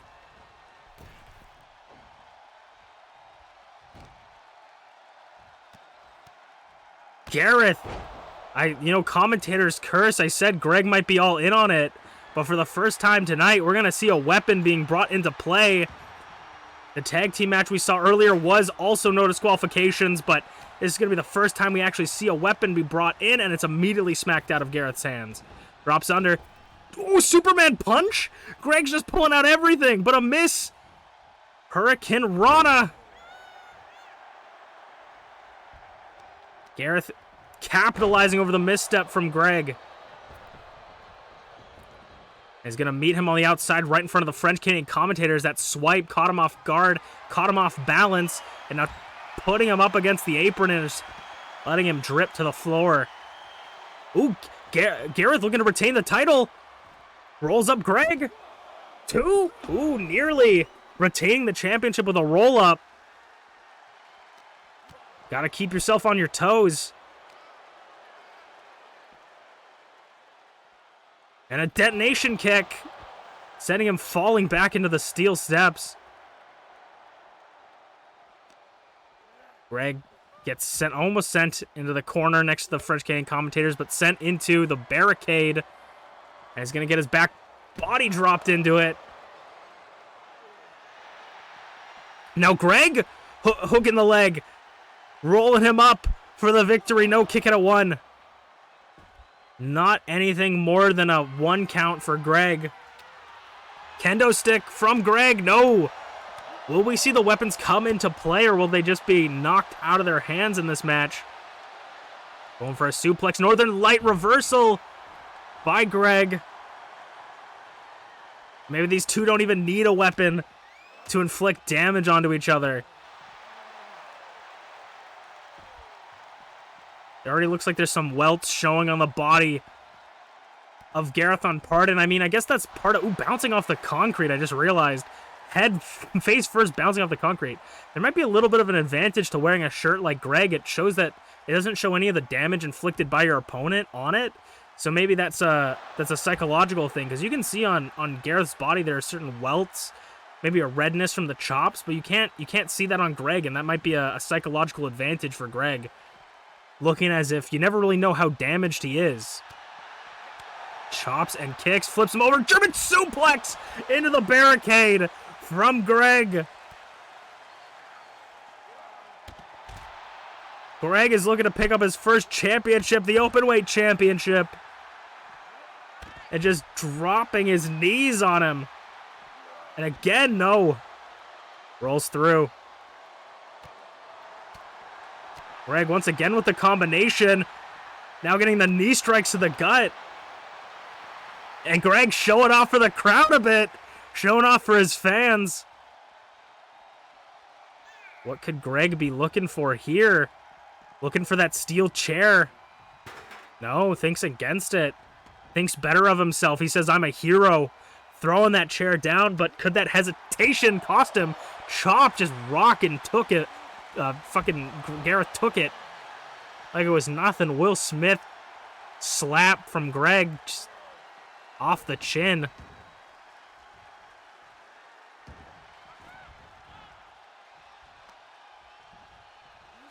And now Greg's got Garreth back up. Sends Garreth off the rope. Spear by Greg. Spear to put away the champion. New champion? No! New champion. Nearly. Oh, and now those forearms backing Greg up into the ropes. Gareth's got nowhere to go. Garreth rolling through, just taking out the knee. The near fall for Greg. Greg getting hyped up. Gareth's got to think about something to put Greg away over the top.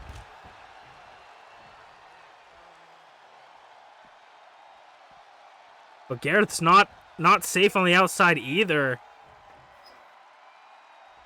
Greg constantly thinking about maybe pulling out that chair, but fighting with his inner demons. What could Greg be thinking from up here?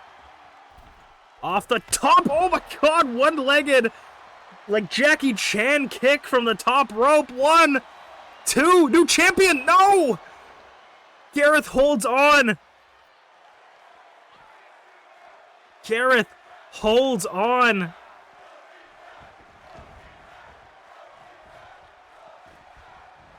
Gareth is looking wobbly off the ropes, trying to pick up something, does catch him. And the head scissor goes to cover Greg. Could that have been enough for Greg? 2, kick at a 2 for Greg. Gareth is fighting an uphill battle here for the championship. And he needs to start picking up some momentum.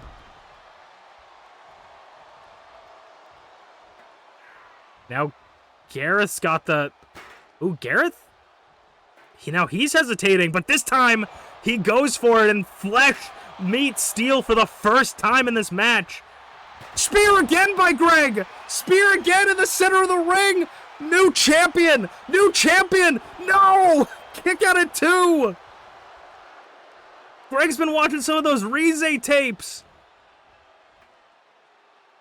And now Greg, his mind has been made up, but he whiffs it, and he whiffs it again, and he whiffs the 3rd time. Greg, no, and he gets it head first. Garrett's back up, high caliber to the challenger. The rage caught Greg off guard. Greg was blinded by rage, and Gareth hit the high caliber. And the chair comes back into play here to the back of the head. And now striking to the back of the arm. Gareth trying to inflict as much punishment as he can to Greg's back. Greg back up, bouncing his head off the knee. Ooh, was going for a shoulder tackle in the corner. Cannonball! Dives on in. Could that have caught Greg off guard? 2, kick out of 2. Ref was slow counting there. I don't know if the ref has a little bit of a bias against Greg or against Gareth. Wanted to make sure that, those counts matter. Discus forearm from Gareth. And now Gareth going up top. Finally, maybe to put this away. Brown crown to the challenger. And the champion retains. No, kick out by 2 by Greg. Gareth is losing it. That sigh from Gareth could be heard all the way in this booth. And the chair back in his hands. No, missed again. Greg's back up. Gareth threw everything at Greg. Punch to the gut. Ripcord punch. Greg just circling around Gareth like a shark. And he's going to make it to the outside. Taking a little bit of a walk. Playing a little bit of cat and mouse with Gareth. But Gareth catches him on the top rope. Greg going to fly with a big chop. Misses it. And gets a boot in the back of the head for his troubles. Gareth going back up top though. Could we see another one? Brown crown again. Champion. This time real close to the challenger. And Gareth Unported retains his openweight championship by the skin of his teeth. Get you a man that looks at you like Gareth does the openweight championship. And still the MPW openweight champion, Gareth Unported. He's looking to hold it. He's pointing out at everyone. He said, none of you believed me. Looking to hold on to the championship for as long as he can. Wants to outlast Tyranno Maximum's championship reign. Congratulations to Garreth Unported, but an incredible showing from Greg. As we will move on. To the Icon Division #1 Contenders Tournament. Who will face Dobby in the finals #1 Contenders match?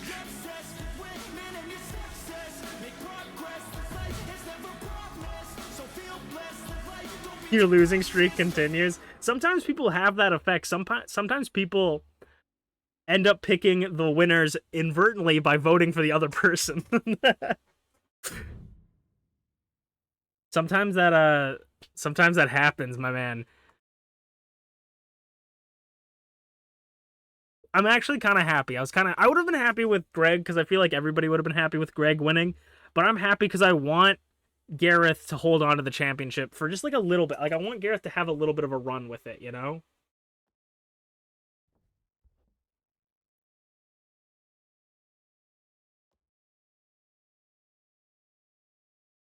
That's what you did for a while, voted for who you wanted to lose. Exactly. That's the strat. That's the strat sometimes. Okay. It doesn't get you points, but you know. Let's get into it. Ooh.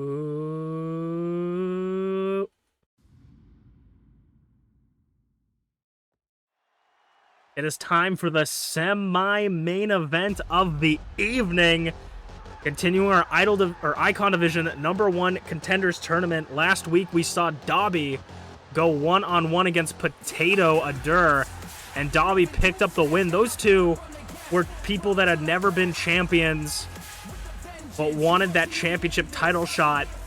This match is going to be two former champions, but not even just two former champions. It's two former two-time champions.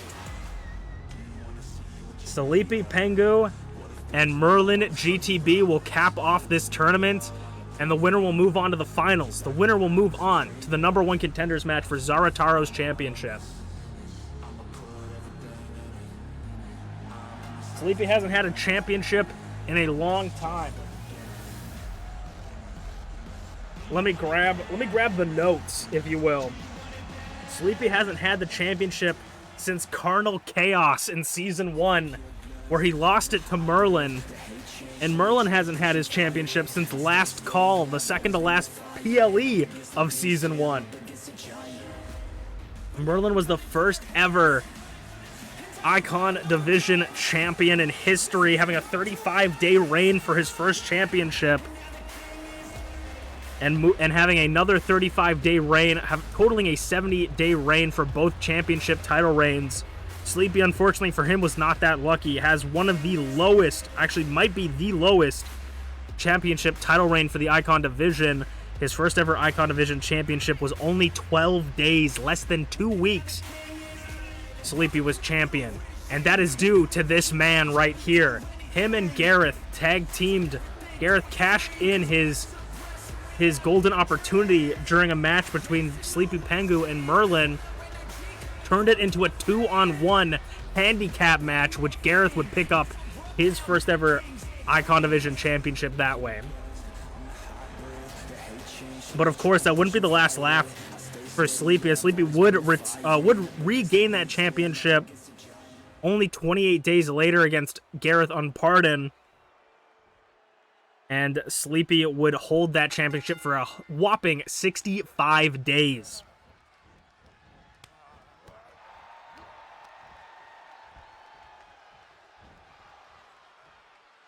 Merlin, though he has held the championship twice, has never retained the championship, has never successfully defended the championship after getting it. Sleepy has defended it once in his second run.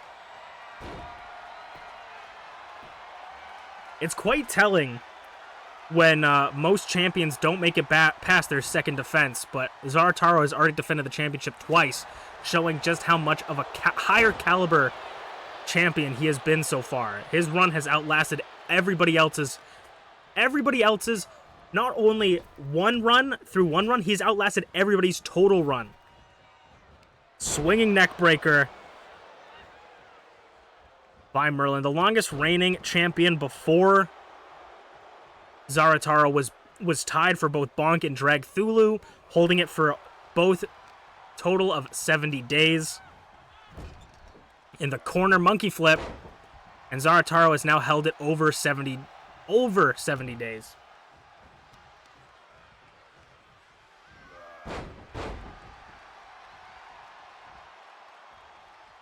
Merlin, most recent title opportunity, flips him over, rotates him 1 second. Let's watch this cover. Kick it at 1. Merlin's most recent title opportunity was at last PLE, last premium live event, where he went one-on-one with Zarataro, cross-body to the floor, and was unable to pick up that win against Zarataro. Zarataro systematically took him down. And Merlin wants his 3rd championship, and so does Sleepy. This could be the first ever 3rd-time MPW champion in history.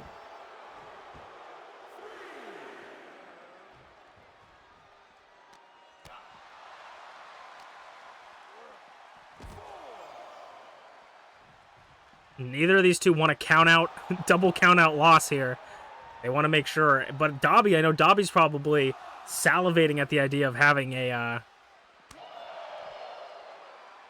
bye to for the finals and becoming #1 contender. 6 count.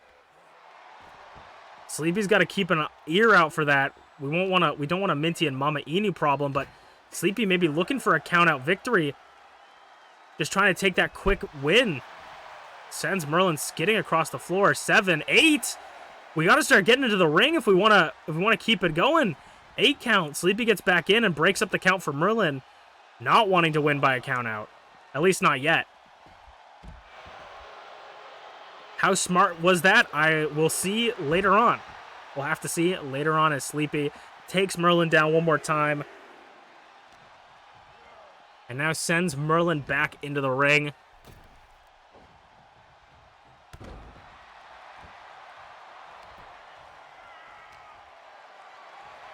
These two have a long-standing history together. You know they won't give either just any inch. Both men want to take it all the way.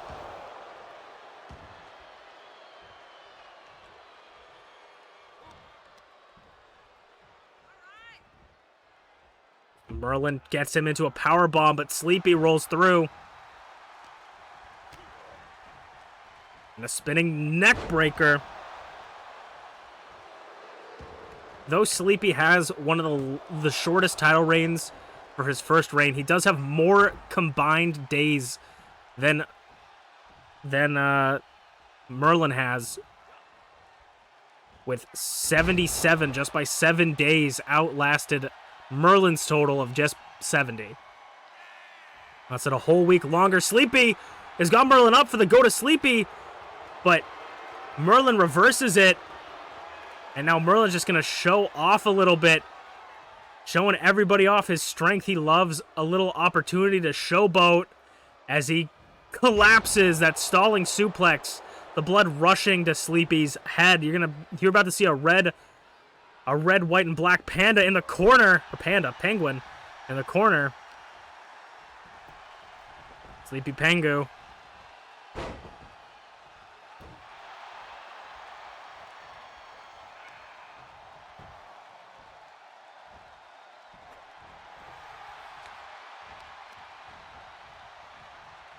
Snapmare to Merlin, and Sleepy is in control here. I mean, I think I would love to see a Sleepy versus Zarataro match. I don't know if Sleepy would be able to pick up the win because Zarataro, and hold that thought for a second, back body drop on the apron. I think that Zarataro has just shown himself so dominant as a champion that's going to be hard to really imagine anyone beating him, but I would love to see a TheSleepyPengu versus Zarataro match.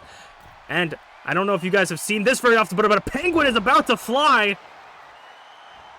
Elbow drop, putting Merlin into the center of the ring, shoulders down for the chance at a #1 contendership.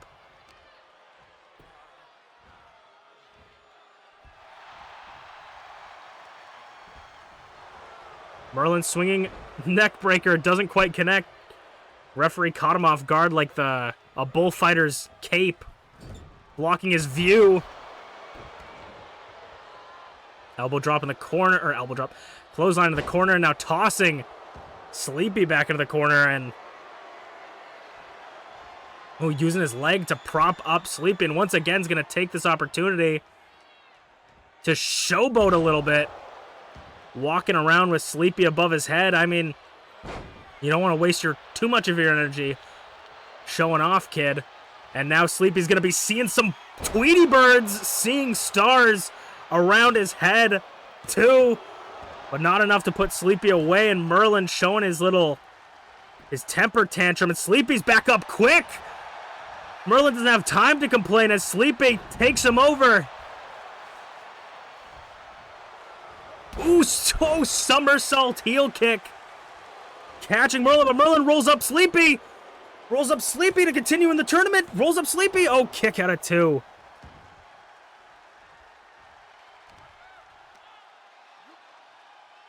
Deadlift. Powerbomb. Sit down powerbomb.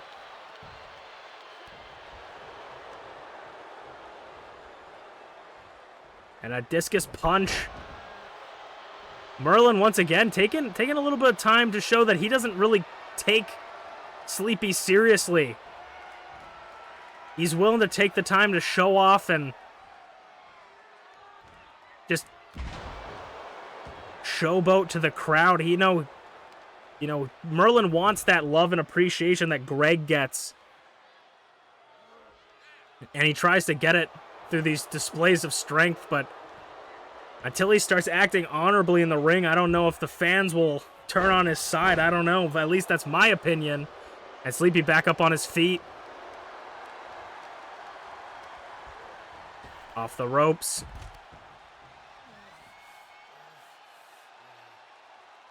An elbow drop to the floor. The devastating elbow drop that's knocked out many opponents for Sleepy. Running shoulder tackle by Merlin.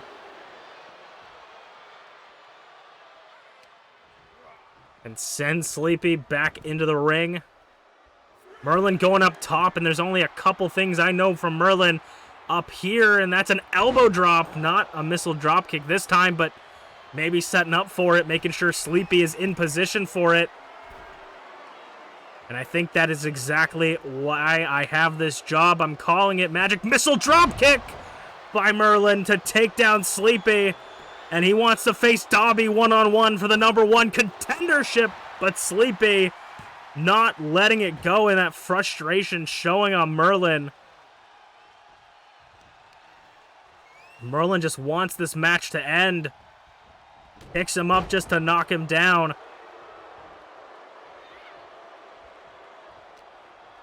Merlin bumps him. I think he was going for a Seeing Stars, but he bumped him. And now Sleepy catches him through the confusion. Go to Sleepy into a German suplex. He saw he was close to the ropes, and he transitioned to a German suplex to get him away from the ropes. Expertly done by Sleepy. I don't think we've ever seen him pull something like that off. Realizing that Merlin was going to fall into an unfavorable location, flips him around into a German suplex, holds the bridge pin, and nearly was going to that #1 contenders match.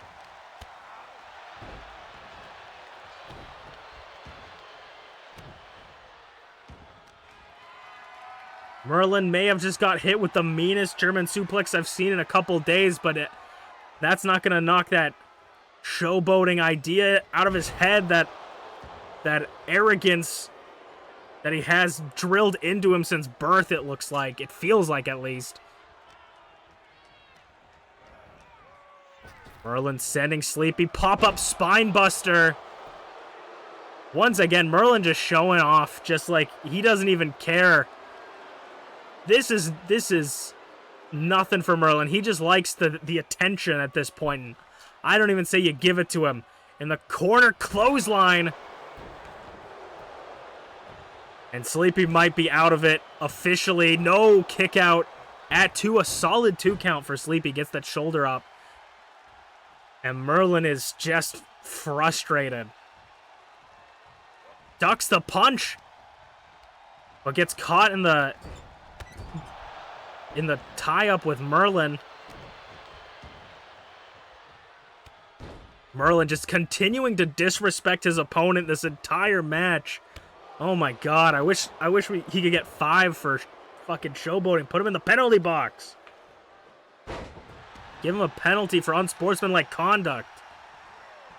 But I think the penalty is going to be served by TheSleepyPengu as he drop kicks Merlin. And Merlin's rolling to the outside, and we've seen it once, but will we see it twice? A penguin flying to the... Ooh! Slipped a little bit on the outside, landing a little bit on the floor. A little bit on Merlin. Maybe did more damage to Sleepy than it did to Merlin. That's why they call it high risk, high reward.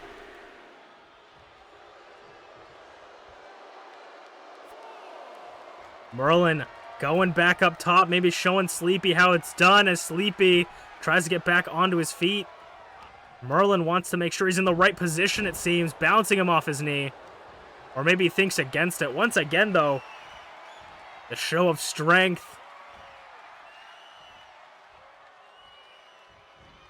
Just flattening TheSleepyPengu, bloodied and bruised on the floor on the canvas. And Merlin going up top for another one. Yep, he's waiting for it. He's eyeing Sleepy for the opportunity. A magic missile drop kick to Sleepy. And Merlin is going to the #1 contendership. 2 times the charm for Merlin. Taking Sleepy down and moving on. Dobby will be going one-on-one against Merlin for the #1 contendership. Merlin's looking for his salty run back against Zarataro. But he'll have to get through Dobby, who Dobby, we've seen him beat Merlin before. Can he do it again to secure his spot as the #1 contender for the Icon Division Championship? We'll have to see, but continuing the #1 contendership tournaments, the Idol Division have to figure out who's going to be in their #1 contendership. And we'll see that next. That's why he's Big Dick Merlin, apparently. So I hear some ladies like it smaller. And some guys. You know, some people say if it's too big, it's not good. You know. I'm the hybrid.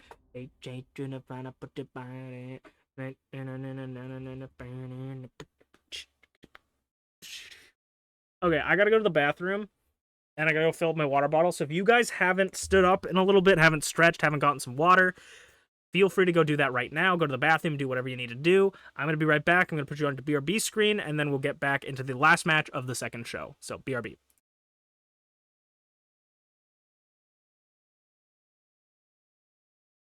I would love it to be picked up. Thank you. It has bullets. Lovely. Stop dodging my bullets. It's not allowed. Okay. Chuck that.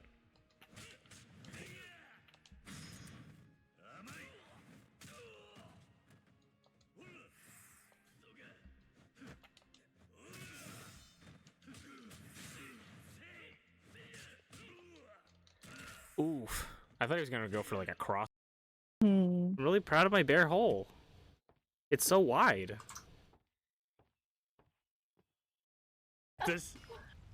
What is that shaking? I don't. What? Okay. That was both of us. What did both of us shake? What was that? I'm terrified. I don't know. Were you shaking too? It was the boat. Yes, I thought it was the boat against the rock. Maybe. No! Oh, what is? a turtle! Am I on something? Yes. Oh my gosh! The whole rock is moving. What the fuck is happening, man? The whole rock is moving. It's moving away from me. Is it? What is happening? What? Is it trying to throw me off? No, it's going under. It's going under. It's going under. Please bring the boat back to me. It's going under. I'm coming.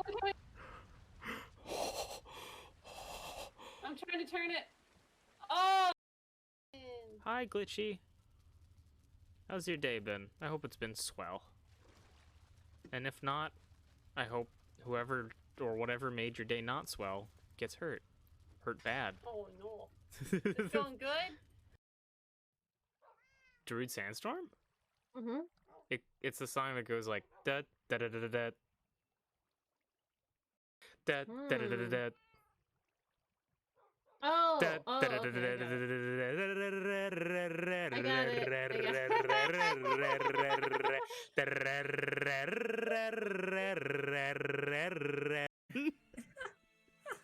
But like, what item have they made that isn't stupid? Right. Think about This is that just real a quick. death Where are trap. good It shocks you if you try to take it off. It shocks you if you're angry that you can't take it off. It shocks you if you argue with the other person about taking it off. What if you're into the shocks? That'd be sweet. I think T found a way to market our new gadget. Trying to fucking DDoS me for sharing my Gengar secrets. There you go. I minimized my art on the corner, my Clefairy in the side. Oh, that's a cute Gengar. That's a cute What is little wrong with me? I Gengar. gotta make his mouth super fucking big. Look at that shit. Yeah, get that big ass fucking grin in there, dude. I don't know if he has like. You know what? I'm crazy. I'm crazy. I'm wacky. I'm wild. I'm weird. The mouth, full mouth kiss. See, I knew I qualified. Okay, wait. I don't want to end stream. I'm just thinking about it. I'm gonna roll a d20, and if I get a 20, I'm gonna continue streaming. That was a lie. I lied to your faces. But I want to keep playing Yakuza. So obviously on the other team, gotta commend the Widow. Oh, let's go! Oh, Second game. Let's see what this looks like. Every time I don't even remember. I'm just too good. nice. good. I'm just too headshots. good. I'm too good. I'm built different. Nice. Remember when I was good at things? I don't. How's it going, everybody? I'm back. Ugh. It may have took me a little bit longer than usual because I grabbed a slice of pizza.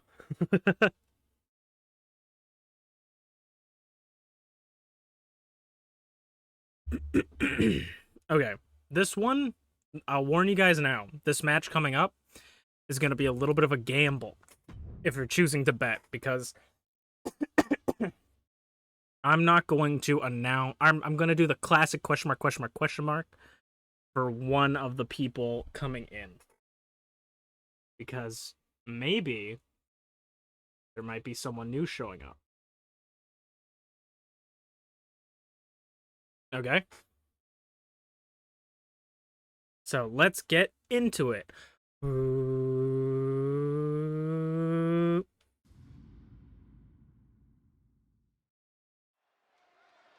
All right, it's time for the main event of the evening. Idol Division #1 contender contest. Semi-finals, I guess. First round, second match of the first round. You know, looking to see who will go up one-on-one against TeaTheShiba for Rize's Idol Division Championship. And Tyranno Maximum is the longest reigning MPW Openweight champion of all time. And they have been waiting for their opportunity, their shot, to finally get that Idol Division Championship. And I mean, once they get that championship, I could see them never letting go. Because being the longest reigning Openweight champion is really a feat. You know, some Openweight champions, some world champions don't even defend the title once. Tyranno Maximum defended the Openweight Championship a whopping 3 different times. And that's if my number guy's correct. So, Tyranno Maximum is the 3rd person to enter the tournament and will go one-on-one with one more person that we do not know yet, because they haven't come out, obviously. And I know Rize is just sitting back, sitting back on her throne backstage, you know. Ayasu and Azanaza next to her, just looking down at the arena, seeing who's going to be in her #1 contenders match for her title, because you know that's the most important thing for Rize. She has fought for that, you know. Waited for that. Okay. I. Sing it with me if you know the words. I love universe mode. It works perfectly every time. It never has any problems. It works perfectly the first time and always. I love it when it works perfectly the first time, every single time. I like changing things, and then it works the first time after I change them. This game was like $70 when it was first released, and they still haven't fixed the shit. That's not talking about the deluxe edition, which was like $120. These games are released yearly with the same bugs of every single fucking time. Okay, we're done now. Did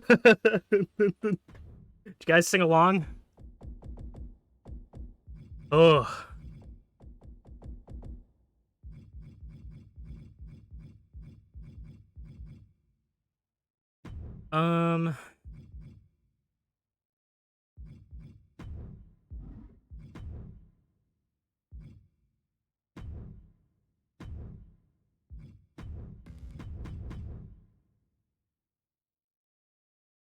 At least I could get the button on the trigger real quick before something bad happened, you know what I'm saying?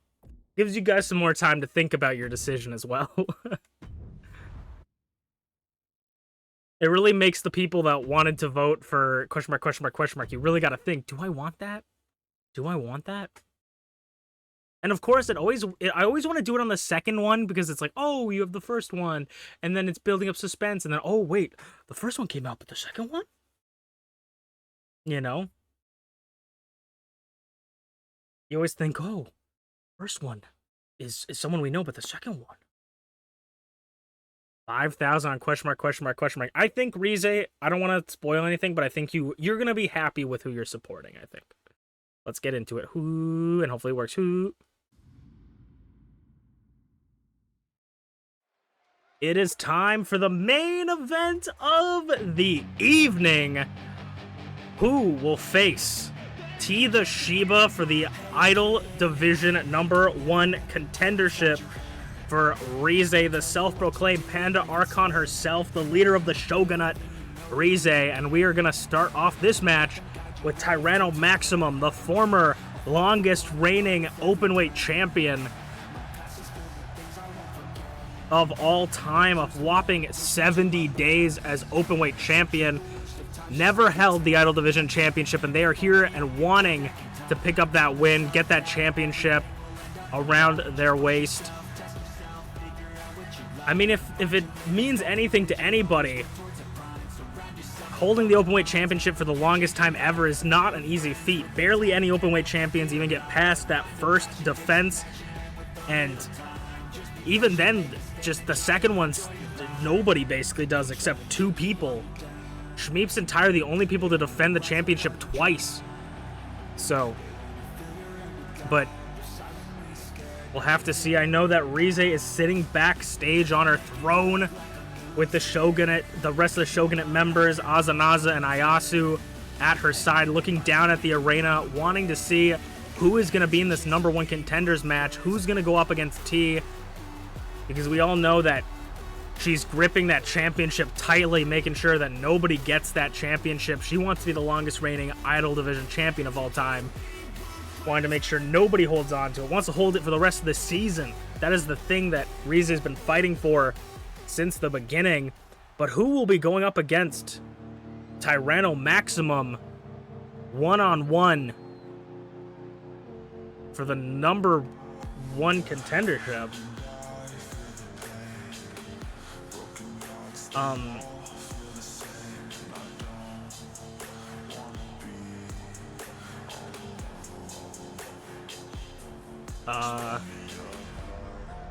potentially a new debut could be showing up here tonight. I'm not sure what to tell you, MPW audience. It's nobody.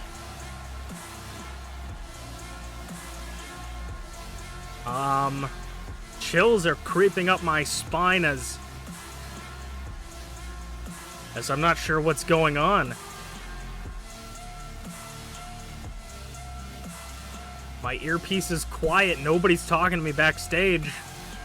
Who is challenging Tyranno Maximum?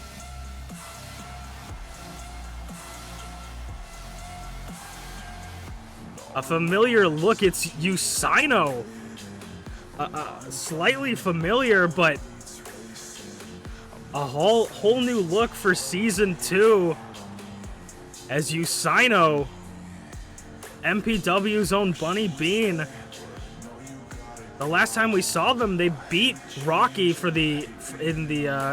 a PLE in a singles match, and now they're looking to maybe get a title shot here. I mean, Season 2 does not stop with the new looks.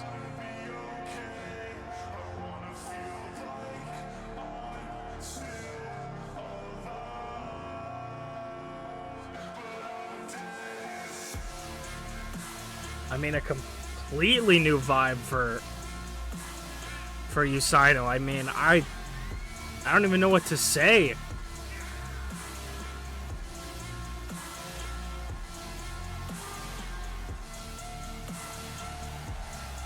Could this new look be just what Usaino needs to finally get their shot at a Idol Division Championship, finally pick up a win, and this could be an intimidation tactic to their opponent and to Rize.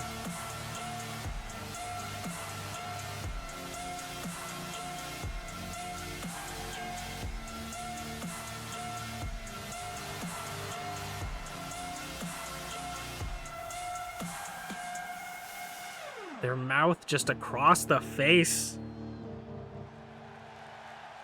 Usaino is going one-on-one against Tyranno Maximum, and I mean, Ty was, like I said, Ty, longest reigning openweight champion, had to be prepared to fight anybody at any point. So I don't know how much this this new look will really affect Ty's motivation going into this match, but I would definitely be lying if I didn't say that this new Usaino looked quite a bit more menacing than the previous iteration.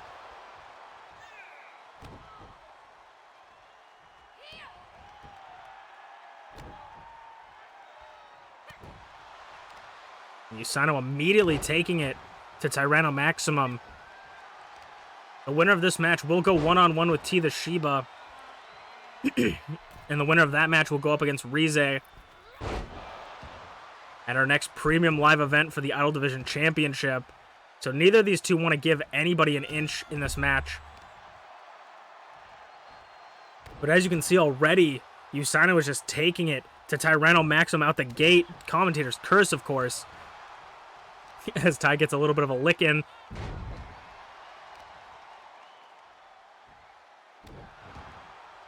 But Usaino is just a whole different vibe. Another face of Usaino, if you will. Usaino going up top? What could Usaino be thinking from up here? Up top, double axe handle to the floor. Right in front of the French-Canadian commentators table. Next week, we will determine the #1 contenders for both divisions and continue our tag team division tournament. Ooh, a little bit. Didn't quite take Usaino out. A miscalculation from Ty, as Usaino held tightly onto the ropes. Ty, though, getting back to the knee. And Ty's back up on on both feet. Usaino soup. Good soup. Covering Ty for the chance at a #1 contendership. And I mean, Usaino got a big win against Rocky.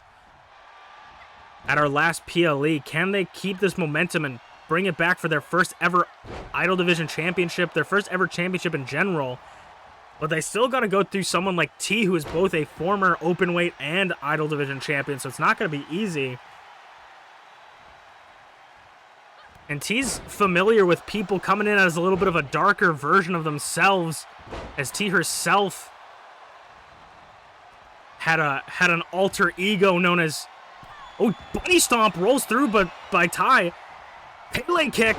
Sorry, we got to keep track of the action. T had her own alter ego known as Twisted T, and that didn't seem to work out for her, but will it work out for Usaino? Bunny hop and Pele kick to Tyranno Maximum does connect, and this time looking for a second time's the charm. Bunny stomp, no, second time doesn't connect. Tyranno Maximum swinging neck breaker, and now Ty's going up. Ty's looking to put the Bunny through a blender. This could be a quick flash win for Tyranno Maximum. Usaino might be out of it already. 2, kick out of 2. This new 4 of Usaino might have had one of the worst showings possible, but Usaino kicks out. They still have that Usaino left in them, but an ankle lock now, submission. Usaino rolls through, sending Ty off the ropes. Bunny standing bunny stomp, vertical bunny stomp. And a big splash from the top rope, finally connecting from the high rent district. But Ty rolls up Usaino. Could catch Usaino off guard, kick it at 1 though. It's not the most effective pin, but if you catch your opponent off guard, it could potentially win you the match. Clothesline now. Tyranno Maximum picking up a little bit of speed. Sweeps the leg.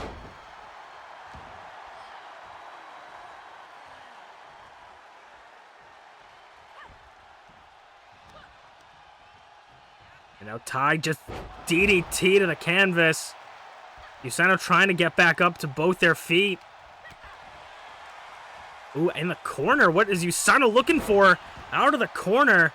When most people are backed in the corner, there's nowhere for them to go, but Usaino hops out of the corner with a forearm. And now back to the floor, maybe looking for another double axe handle to Tyranno. Yes, it is. Does connect again for the second time. So far, got a pretty good average off the top rope tonight. Working over Ty's arms, and now Ty's back up. Misses the punch. Usaino suplex. Nope. Brainbuster. Nope. Ty targeting the legs. Making sure the mechanisms, the knee, harder for Usaino to jump. Kip up, back up with that back elbow, and then the chops lighting Ty up. Ty's chest about to match their hair after this match. Butterfly takeover. 6 count. And now Ty trading blows, chops of their own. 7. If Death Valley Driver, if they don't get back into the ring, this could be a double count out again.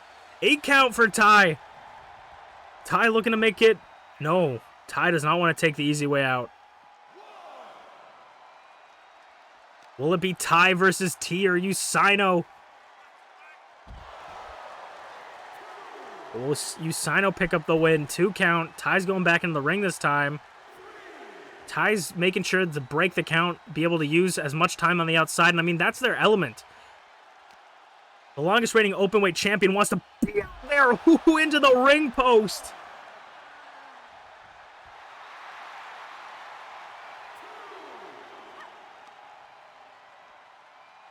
Before Usaino can get off the ground, power bomb to the floor.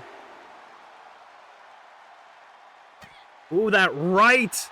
Now Usaino back in it, 4 count. Usaino doesn't want to stay out here for very long. This is not their element. Or maybe they do, they just want to make sure to break up the count. Suplex, kip up. Usaino showing no pain. This time setting Ty in, making sure that they get into the ring. And now they're circling around like a shark, but they're a bunny. Ty tries to knock him out, but ooh, reversal, reversed again. And Ty's looking to go from the top to the floor. Tyranno diving clothesline. All the way from the top to the floor. 2 count. Ty's using their time on the outside as much as possible and as effectively and efficiently as possible. Busting open Usaino. Blood dripping out the mouth. Actually, it's the other side of the mouth. I made an educated guess, but it's on the forehead. 5. Ty breaks it up again. But thinks maybe they don't want to be on the outside anymore. Playing mind games, trying to figure out what they want to do, because you can only win on the inside of the ring. You can't win on the outside. 2 count. 3 count. This time, Ty is waiting for Usaino to enter the ring. And Usaino's taking their time on the outside, taking a breather, making sure to find their moment. 5 count. Or they're waiting for Ty to meet them on the outside. Float over DDT. Ty saying, why you want to fight me in my element? Reversal. Reversal back and forth. Chops now. Once again. Ooh, kick to the head. Looking for a belly to belly, but Ty says no. And now Ty's going to send Usaino into the ring. Ty's looking to end this. Ty smells blood on Usaino's face and the water extinction bomb to Usaino. 2 kick out from Usaino. Barely holding on. Ty looking to think, what else can I do to put Usaino away? Maybe looking for a second one from the top. A second blender and it connects. Usaino was stirring, but it connects. 1, 2, kick out at 2 again. Usaino will not say die.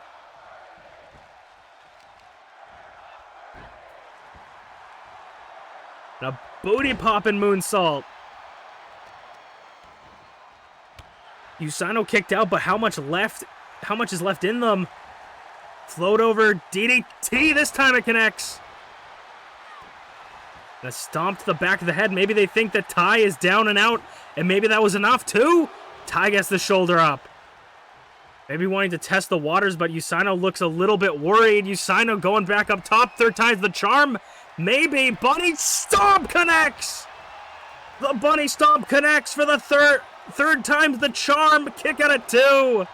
Ty still won't go down.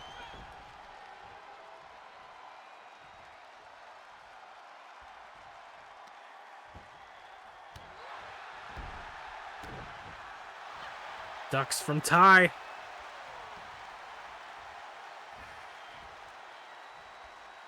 Suplex. Usaino planting Ty. Ty's back up. It's been anyone's game so far. Bumps him. Both these two have put so much into this match, but who's gonna get something out of it? Ty going back up top. I said 3rd time the charm for Usaino, but his 3rd time's the charm. No, not a blender, but an elbow drop. I was gonna say maybe the 3rd blender will put Usaino away. Ty's gonna try and open up that wound on Usaino's head.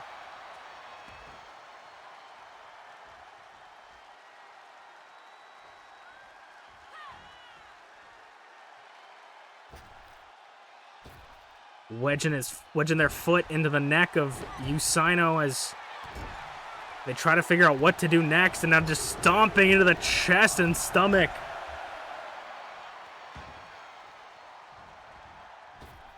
Off the ropes. Splash. Ty going back up top. Could this be the 3rd blender to put it all away? No, another elbow drop this time. Doesn't connect, and will Usaino take the advantage here? Will Usaino capitalize?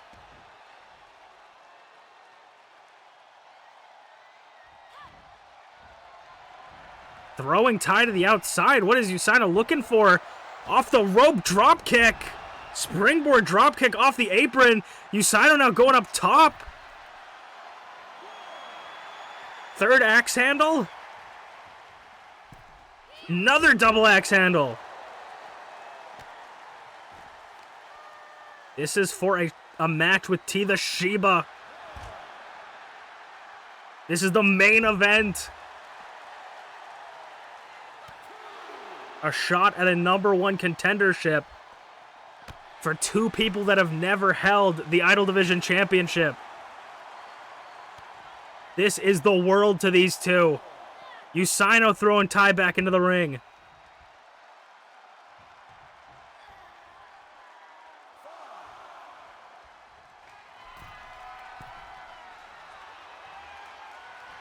Usaino elbow drop. A little bit of payback to Ty, and now I think Usaino's gonna send Ty down a rabbit hole. Down the rabbit hole. To the left. 1, 2, 3, and Usaino will be moving on to the #1 contenders match against TeaTheShiba.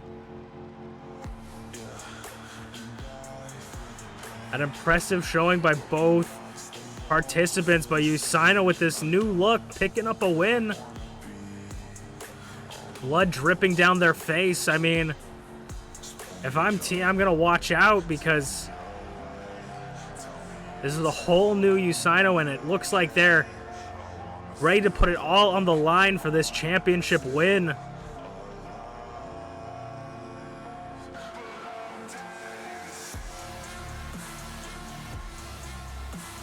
Usaino picks up the win in your main event. We will see you guys next week to figure out who will win, T or Usaino, and who will be the Idol Division #1 contender. I know Rize is going to be watching that match like a hawk. We will see you guys next week. Almasu Pro Wrestling. Stream's not over. We got one more show to do, folks.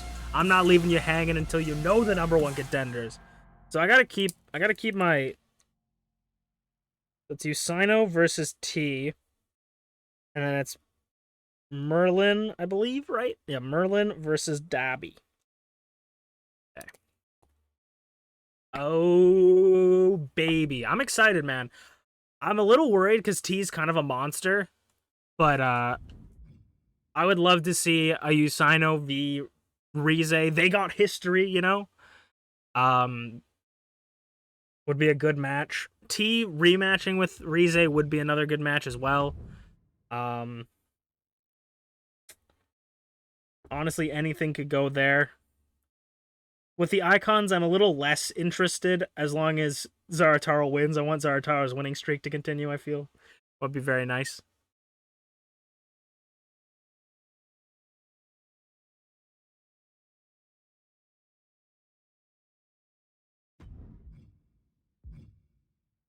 Also, thank you for the head pack, Glitchy. Let me know if that didn't go off. If it did, all good. But if it didn't go off, let me know. Because sometimes, you know, shit don't go off. Okay.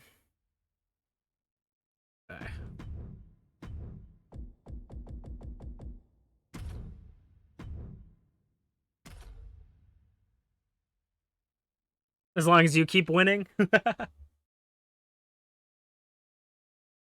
Head of the table. Meat on the table, yeah, that's what you are. Also, yes, rest in peace, Bray Wyatt. I was really disappointed because, like, this game didn't have a lot of Bray Wyatt stuff off the bat, which is really disappointing. And then they had a DLC where they added like Uncle Howdy and stuff, and I was very happy because one of the original finisher that I was going to give Draven was that Sister Abigail in the corner where you dance them, because it's Dancing with Draven, right? It's funny. And they didn't have it for some reason, because they're terrible people, I guess. I don't know. No, I'm just kidding. They just didn't have it, and I was really disappointed.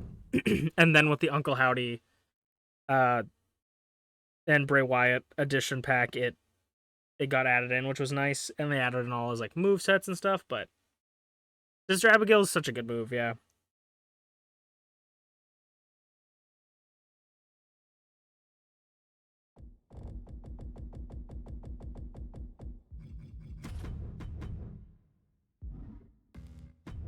So I'm happy that it's I'm happy that it's in the game now. I'm happy that they're all in the game. I hope that, like, I don't know how the money works for WWE games. I imagine they get, like, paid, like, one time for the game. I can't imagine they get, like, royalties, but I hope that, like, all that money is going to, like, Bray's family, because I'd be pissed if that wasn't the case.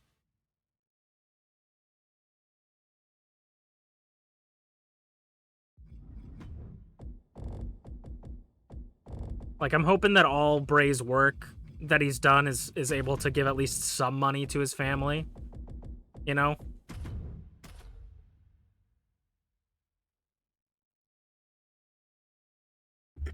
And the Wyatt Six and, like, what Bo's doing, aka Uncle Howdy, like,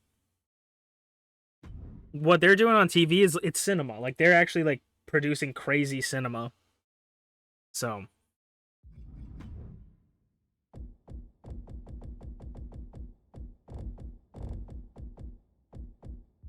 I haven't watched WWE in a while, and I'm probably gonna start watching maybe soonish. I stopped watching entirely because I'm like, as long as Logan Paul is as United States champion, like, as long as they continue to have Logan Paul on their program, I am not watching anything from WWE.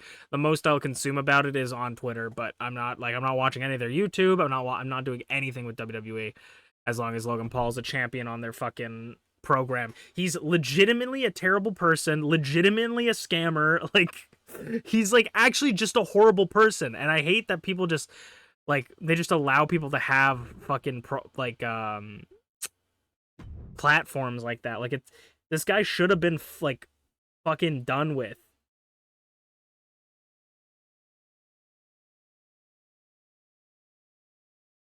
So I'm like, I get that, like, it's also like a business, and they're trying to, like, make money from, like, people being pissed at Logan Paul and not liking him, you know?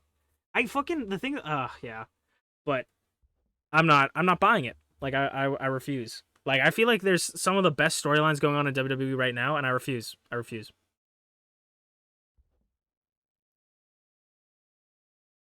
Okay, let's get into the last show of the night, folks.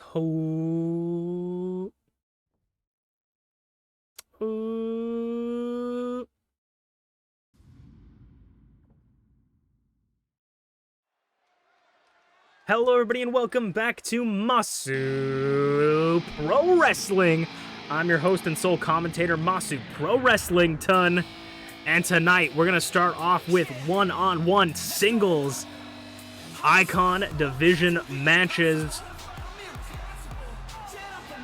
The only non-tournament match here tonight, it will be Bonk, the former Openweight champion and Icon Division champion.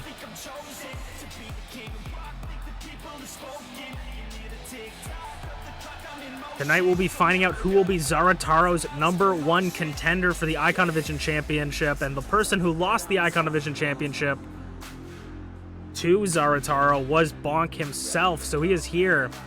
Bonk's coming off of a loss in the tag tournament to Blueness and B.A. Tycho. Tonight we will be continuing the round 1, and we'll be finishing off round 1.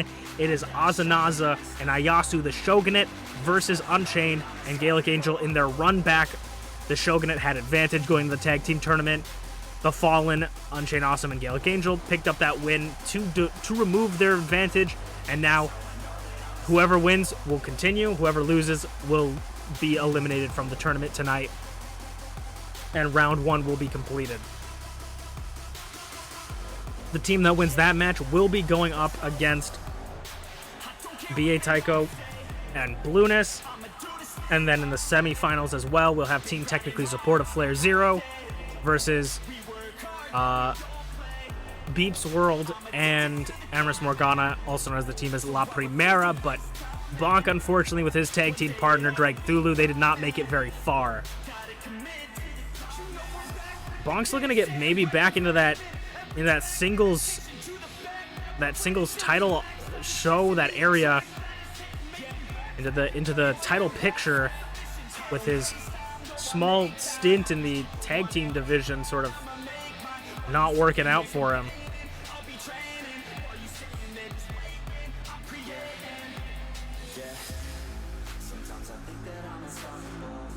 I mean, Bonk is an incredibly impressive singles competitor anyways, so... I mean, both Dragthulu and Bonk are incredibly impressive singles competitors. Dragthulu before Zarataro was the longest reigning... Well, was tied for the longest reigning Icon Division Championship title reign of all time. And the other person, guess who has that? Bonk. Those two are both tied for the second longest reign in MPW history. So, to say this guy isn't more than impressive, he also had an incredible openweight championship stint, title run, where 28 days, you know, when people can barely get past a week with the championship, 28 days is incredible. But Bonk is going to go up one-on-one with none other than the man himself, the longest reigning Icon Division champion, Mr. No Days Off Zarataro. He's not going to get his day off when champions like Garreth Unported, Rize get to sit back in the backstage and just watch tonight's show. Zarataro's out here to perform tonight in a non-title match.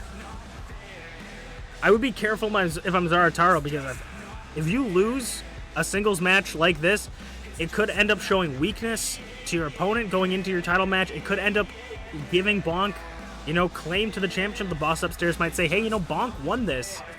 He deserves a title shot now.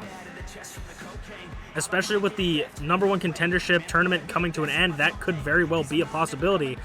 And of course, Zarataro wants to keep up his win streak. He's been nearly undefeated. I honestly have trouble thinking about any times he's lost this season other than losing the Openweight Championship to Emerus Morgana in a somewhat unfair match, if you were to say, you know, an Openweight Championship match not contested in Falls Count anywhere. A little shenanigans, a little bit of magic mystery done by Emerus Morgana to throw him off his guard, and ever since then, he's picked up a match. He's picked up wins before then. He's picked up wins after it. You know, gun to my head, I couldn't tell you another match he's lost this season. A man with a nearly perfect record in the first season, I believe only taking one loss to UnchainedAwesome. He has been nothing but impressive. And we're going to start off tonight's show with a treat for you folks. A premium live event caliber match given to you on the opening match on free TV. A battle of two animals going at it. I mean, Bonk's definitely wanting to show himself that he is capable of being that Icon Division champion again. He's wanted to grab hold of that championship and never let it go, much like every other champion in this business. You want to go down as a fighting champion. You want to be known in history as the guy that never gave up. And that right now has been Zarataro, who's defended the championship twice. I believe it's the most amount of times defended. Triple three Amigos suplexes by Zarataro. And Zarataro going off the ropes for a crossbody. Springboard crossbody. I definitely would say the strength advantage goes in Bonk's corner, but everything else when it comes to speed, technique, I think maybe Zarataro might have it.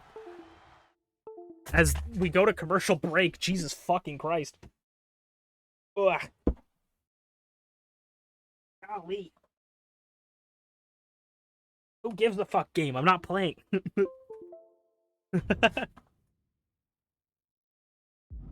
And we're back.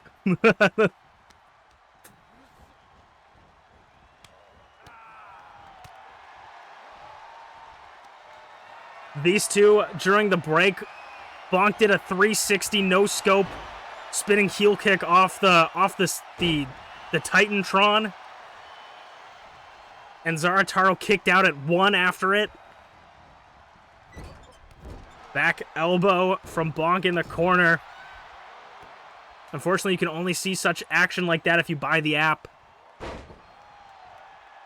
Zarataro taking Bonk off his feet.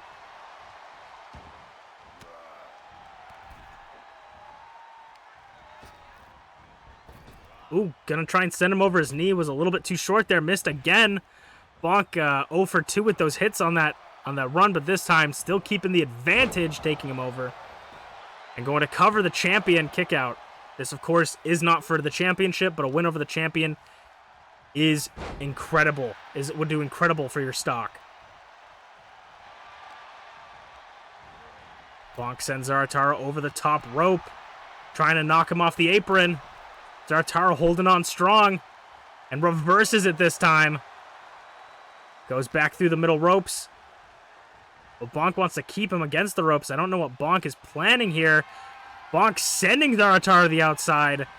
Off the ropes, and Bonk looking to fly Tope Suicida in front of the French Canadian commentators. Have you ever seen a horse fly? Well, you just saw one today. Some say gods had horses that could fly, carry their chariots, and that just might have been what Bonk was. Bonk might be out of this world, the Super Naiyan. Sending. Bonk back in. Zarataro looking a little bit worse for wears, but made it back in, and Bonk trying to catch him on the way in, and he does. Once again, could we see another Tope Suicida from Bonk? No, he's going to just keep him up against the ropes, leave him nowhere to go. Kip up. Chop lights it up. This is the most damage I feel like we've seen Zarataro take in a match so far this season. I feel like this is the hardest fought right now that Zarataro has ever had to face. Zarataro's had some hard fought matches, but it always seems like he comes up on top very, very handedly. Fucking beam clash. Beam clash by Bonk, and he's about to pin the champion. Kick out of 2. The boss upstairs might take this into note that, Bonk has given Zarataro a little bit of a run for his money. Drop kick to the back of the head.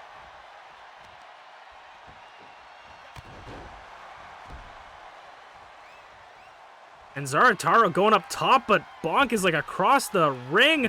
Ooh, no-handed splash across the entire ring. And now Zarataro looking to put him away. Kaiju killer! Kaiju killer from Zarataro to Bonk. Kick out of 2. Zarataro nearly putting away the mastodon. That is Bonk. And now Bonk's going to the outside, and Zarataro maybe eyeing him up for his own over-the-top cannonball. Booty pop and moonsault rolls through. Clothesline takes Zarataro down. Both members have been an openweight champion before. They know what it's like to be on the outside. Spinning ripcord forearm, and now Bonk's going up top. Zarataro beat Bonk for the Icon Division Championship. And Zarataro beat Tabby Cat for his first openweight champion, who was the one to dethrone Bonk from his championship reign. And now Zarataro rolling up Bonk. Looking to pick up the win here. Kick out of 2. Near fall. Near fall for Bonk. Oh, chop. Oh, going for a straight right hand or left hand. No, yeah, left hand. Tornado DDT. As I'm trying to figure out my rights from my lefts, Zarataro hit with a mean Tornado DDT. Picking up Zarataro, catching him for the German suplex. To put away Zarataro. Bonk just put away the champion. And we'll have to see what the bosses upstairs thinks.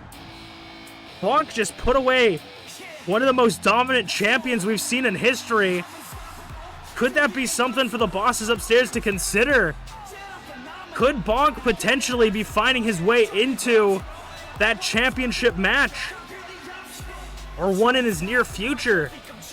We'll have to see as we move on to the MPW Tag Team Tournament. We'll see you guys there. I think that I'm unstoppable. Why the... Oh, what the fuck? Weird. I looked at the... I looked at the predictions, and it said Zarataro's name was Noise. And I was like, what? Yeah, it says it keeps switching from Noise and Zarataro. What the hell? That's weird. Alright.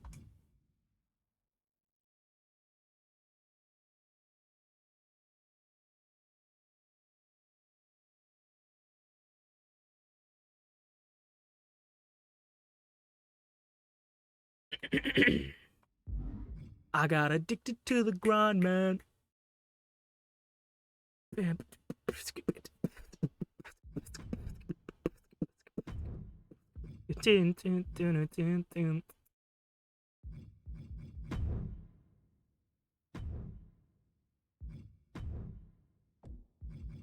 I think that I'm unstoppable. Yep. Ready to go now. I'm in up.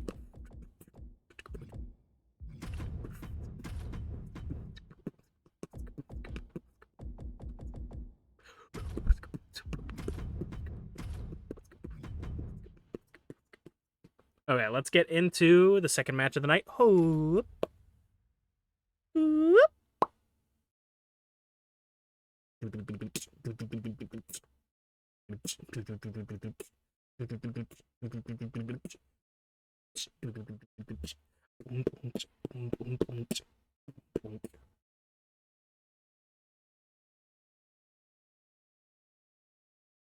Maybe at Divisions, Rize, when we get to Divisions.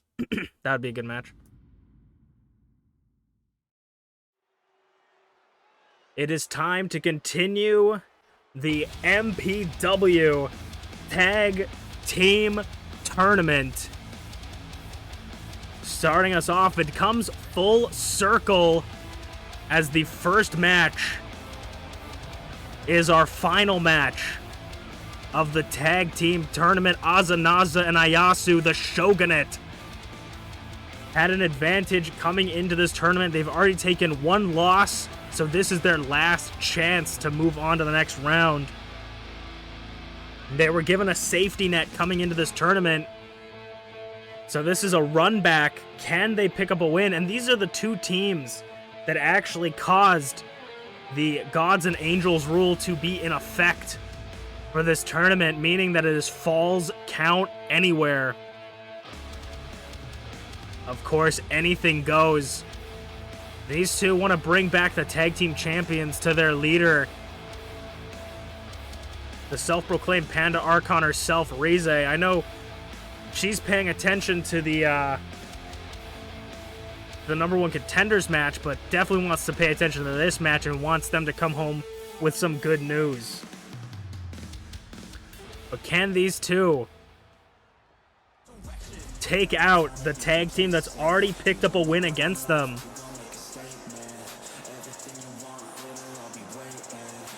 The tag team of UnchainedAwesome and Gaelic Angel, also known as the Fallen. One of the longest pre-established teams in MPW history. They formed an alliance towards the end of Season 1 when the battle lines were being drawn, and I mean, getting in early might just be what you needed to do to help you out this early on in the season, or this early on in the tag team division, I should say. Getting in early with a tag team partner might have been the what's going to get them the victory.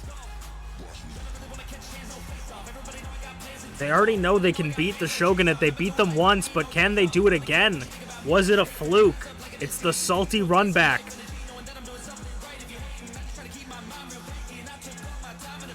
I would say that maybe if I had to guess, UnchainedAwesome and Gaelic Angels tag team is probably the one with the least amount of chemistry, but the best in singles competition. Gaelic Angel, a former two-time openweight champion. Unchained, a former two-time Icon Division champion.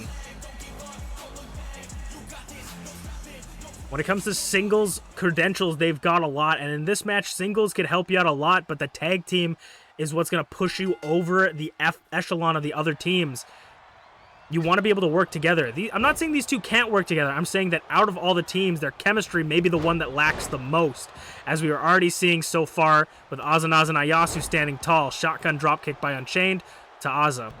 And Ayasu, the former openweight champion as well.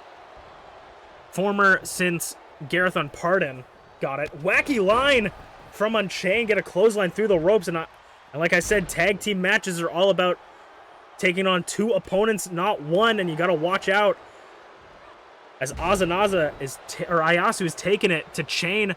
Early cover, kick out at one. Azanaza was looking to dive through the middle rope, didn't quite catch Angel, and now it's a 2-on-1 for the Fallen. Aza making back into the ring. Chain off the ropes, Bulldog, even though he's a sheepdog. Uranagi to Ayasu. Chain's familiar with fighting other dogs, but is he familiar with fighting a blue panda?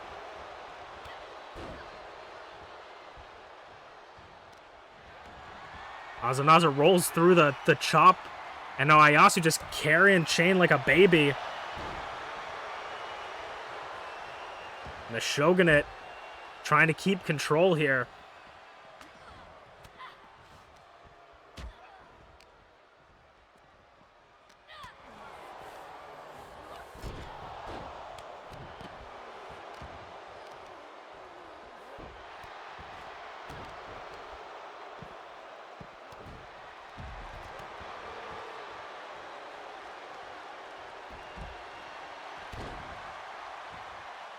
The Fallen taking control now as things slowly shift. But Commentator's Curse, of course, will have Azanaza turn the tides to Angel in the corner. In the corner clothesline, elbows up, and knee strikes from Chain to the bottom. These two teams are going to be quite unfamiliar with fighting each other. I mean, the only person that's sort of familiar with fighting in an open weight style would be Ayasu. Gaelic Angel, seeing how effective the submissions were from MPW and from the La Primera versus Deceased Dawn, goes for a submission hold on Azanaza.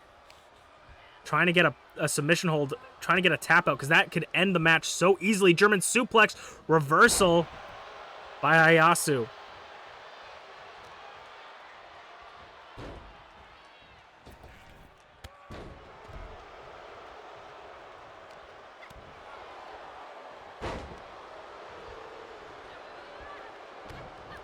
Now Guts kicks to the gut. Angel rolls to the outside. Ayasu climbing up top. Both climbing up top. Tandem off the ropes. Both colliding. Showing the in-sync nature of the Shogunate. Azanaza goes for the cover. 2.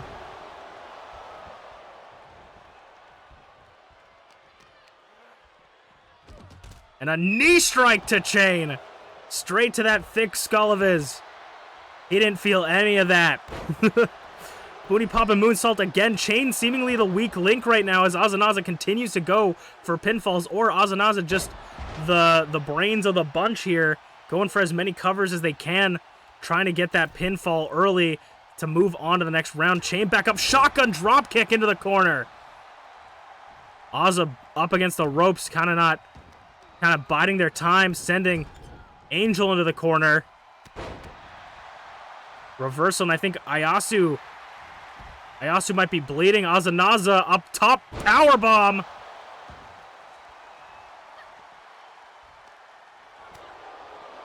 Ayasu has held one championship so far, but can Azanaza get their first ever?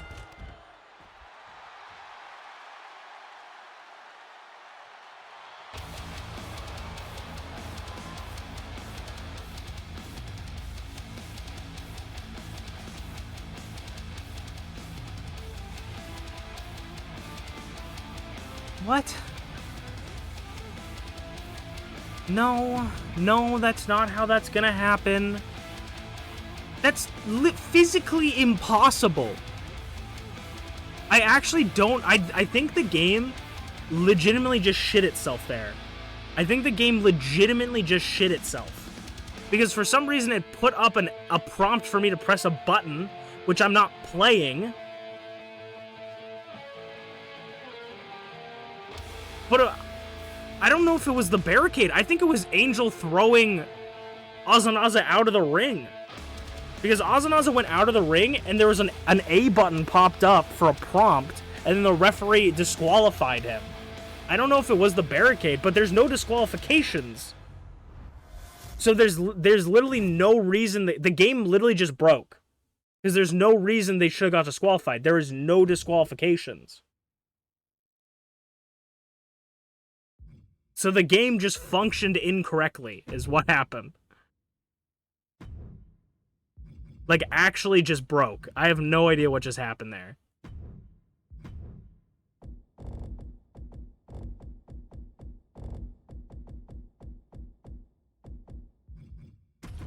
God damn, this game is so good, man.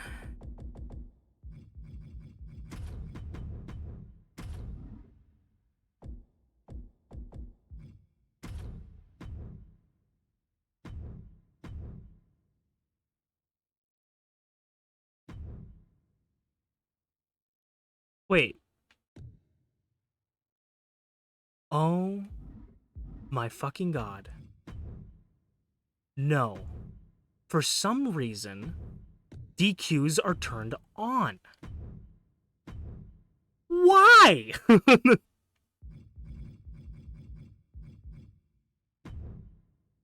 That's why nobody has been putting... That is why nobody has been pulling out weapons for the past 2 matches.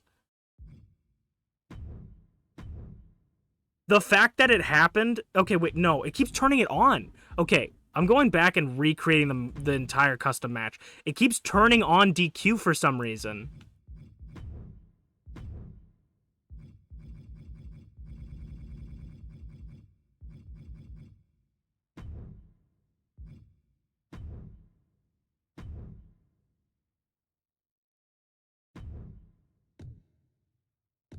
Okay, let's do this. I'm gonna do, so, one of the things, no, this, yes. So one of the things that, yeah, we're gonna keep that. We're gonna save. Okay, so this should never turn off DQ now, because, so what I did when I first, because you can make custom matches with custom match rules. So what I did was like, okay, 2v2 tornado tag, I'll do that. But if I set it as extreme rules, it will for always never ever have DQs on. I don't know why the DQs were even on, because it still falls count anywhere. I have no idea why, but okay. So that should theoretically, knowing this game, it probably will still, but should theoretically never happen again. Oh my god, so stupid. Alright. 2K is incredible, honestly. I should give them $120 a year for a game that barely works. I think that's a fair business model. Because I want to get fucking all the DLC and shit, you know? I want to get the extra gold edition, deluxe edition, which isn't even, you know, the highest one, you know? God fucking damn, man. Alright, it is time to continue the MPW Tag Team Tournament. The Tag Team Championship Tournament. And this has all come full circle as the beginning is the end. But only one team's ride will stop here. Ozanaza and Ayasu will enter in first, the Shogunate. Ozanaza won the Battle Royale to get the advantage going into this tag team tournament, which allowed this team to have +1 life, a safety net, if you will, coming into this tournament. They lost their first round match against the Fallen, the team of Angel, Gaelic Angel, and UnchainedAwesome. And now it's the last life for both of them. Which team is going to come out on top and move on to face BA Tycho and Blueness? On the other side of the bracket, we have Team Technically Support, FlairZero, and GlitchyBasturds versus the La Primera team of MintyClovers and Emrys Morgana. The Shogunate is here, and we know Rize's watching this from the back, the leader of the Shogunate. She's got her eyes on that #1 contenders match, but she's also hoping that her team can come out up on top here and bring home some good news before the start of that #1 contenders match. And one of the longest standing, longest created teams in MPW history, the team of UnchainedAwesome and Gaelic Angel,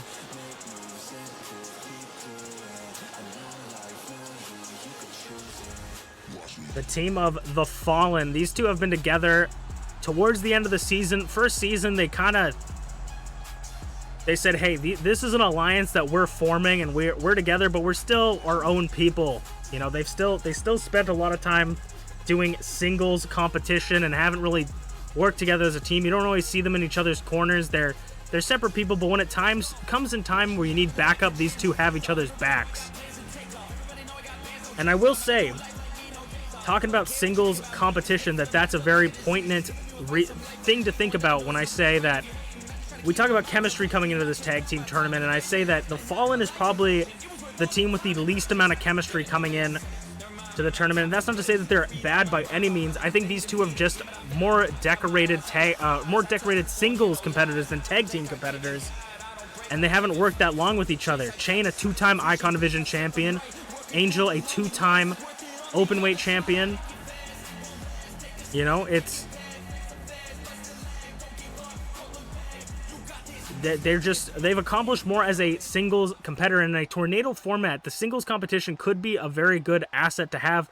However, it's not going to win you matches unless you have that tag team champion or that tag team variety under your belt. As the bell rings, Ayasu going to take no time in bringing Unchained to the outside. This is one fall to a finish. Falls count anywhere, anything goes. Which team is going to move on to fight the Coalition in the next round in the semifinals of the tag tournament? Azanaza sweeps the leg of Angel as they battle it out back and forth. As Chain seems to be getting manhandled on the outside by Azanaza. Azanaza showing off her strength in a stalling suplex. The Chain. The tag team element of this match may come into play here. Step up Hurricane Rana as Azanaza jumps into the ring to go 2-on-1 on Angel, isolating one of their opponents, expertly planned out by the Shogunate, and Ayasu's going to take their shift back on the outside. Azanaza, though, they've done their damage onto Angel, and now they're looking for an abdominal stretch on a Chain to try and wear him down. Submission holds could be the key to win this. I mean, that's what the team of MintyClovers and Emerson Morgana locked in the hemlock onto Shmeeps, causing her to tap. And Dawn Deceased were the first team to be, or not the first team, but one of the first teams to be eliminated from the tournament. Angel back up onto his feet. That DDT to the floor. It got to be painful on Ayasu, and Azanaza is going to take this opportunity to finally look for something under the ring. And a kendo stick is what they found, but knocked swiftly out of their hands by Angel. Ayasu sneaking up behind Unchained, but the 2-on-1. The Wolves turning around the Fallen. Ayasu, kendo stick to the skull.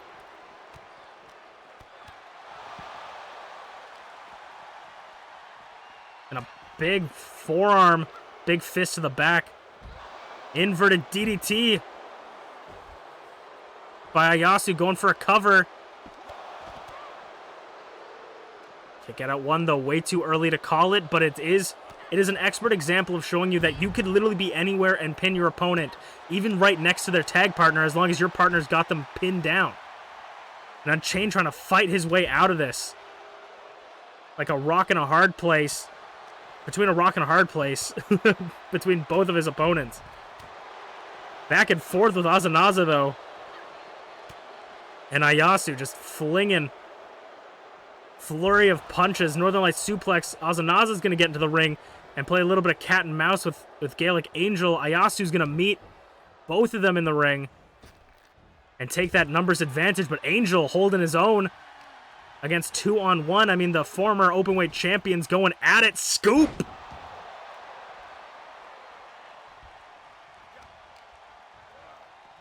Azanaza has never held any gold in MPW. Ayasu's held the openweight championship, and they know that the Shogunate's going to want to have this tag team on lock. Angel's going up to the middle ropes. Diving, maybe looking for a spear, but a little bit too short to catch Ayasu. And Ayasu, this disrespectful slap. Angel, inverted neck breaker, connects this time. It is back and forth in the ring, but Azanaza's got it. Brainbuster has got a chain in the corner. Steel chair. Azanaza all about the weapons here tonight. Steel chair in hand, ready to use it on Chain. Ooh, nearly straight to the head and in the ring. Oh my God, the knees feeling the blues by Ayasu to Angel. Chain's not paying attention. In the ring, Chain's not paying attention. And Ayasu and Azanaza take a very dominant win as opposed to their hard-fought victory in the first round of the first match. The Shogunate, a rather dominant performance, and I think that's exactly what I was talking about at the beginning, is the chemistry. Ayasu kept Unchained back, kept him distracted for Azanaza to hold their own in the ring. It's about having confidence in your opponent or in your partner to be able to handle that other opponent. And I think that's exactly what we saw here tonight. But that's not, you know, they got one match to celebrate with Rize before the Idol Division Championship #1 Contenders match. So we'll go into the Icon Division #1 Contenders Icon Division, let's try that one more time. Icon Division #1 Contendership match next. Damn, we had like a long match, not like a long match, but a long match that ends in DQ, and then we had a really short match. But I'm okay with it. I want Azanaza and Ayasu to continue. I want the Shogunate to continue. If the Shogunate could come out with all the belts, looking all sick, like, you know, that's what I want. I want a crazy faction. We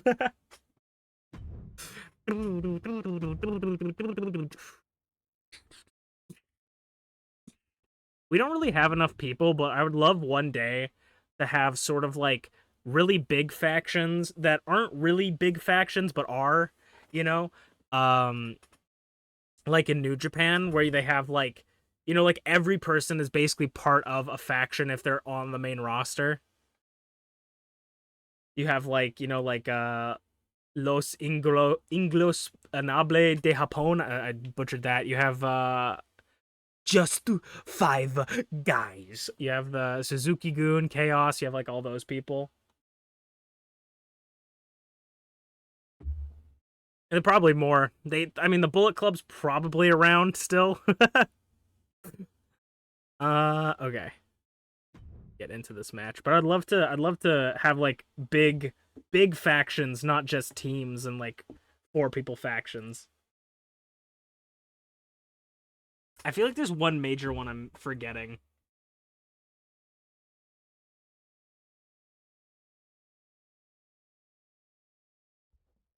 All the gold, yeah. Also, you were saying earlier that you would love to see a Zarataro versus Rize fight.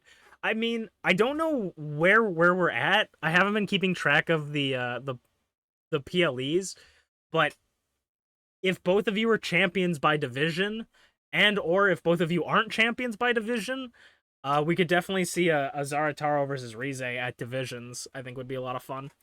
But let's get into the final match, or not the final match, second to final match of the final show. Let's get into it.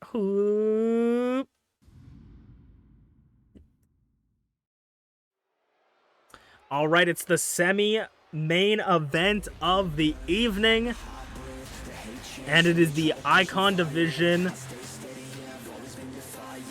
an Icon Division 1-on-1 #1 contenders match. First fall to a finish.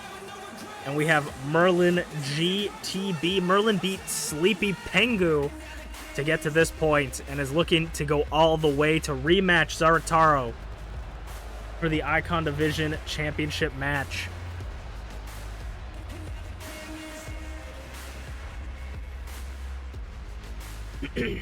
Merlin's looking to grab that championship back. He hasn't had it in a while, and this is the one thing that he's cared about. This is the one thing he's been looking for since the beginning of MPW. He was the first ever champion, and he's been wanting to hold on to the championship ever since. But unfortunately, it's been snatched away from him at every turn, every corner, and he's looking to get back into that title picture. He got pretty strongly defeated by Zarataro at our last premium live event, but he's looking for his run back. He wants to go one-on-one with Zarataro for the run back, but to do that, he's got to go through someone who has beat him before, a real underdog, a real dark horse, someone who has not had this opportunity and is looking for this opportunity, and this could be his one big chance at the Icon Division Championship. It is Dobby. Dobby beat Potato to get to this point and had a very strong matchup. We've seen him beat Merlin before. Could this guy finally get his one-on-one Icon Division Championship match? This has been the season for first-time evers, you know? So will we see Dobby v Zarataro on Saturday? We'll have to find out. You'll have to stay tuned and watch this match. All I can say for certain is this is going to be a good match.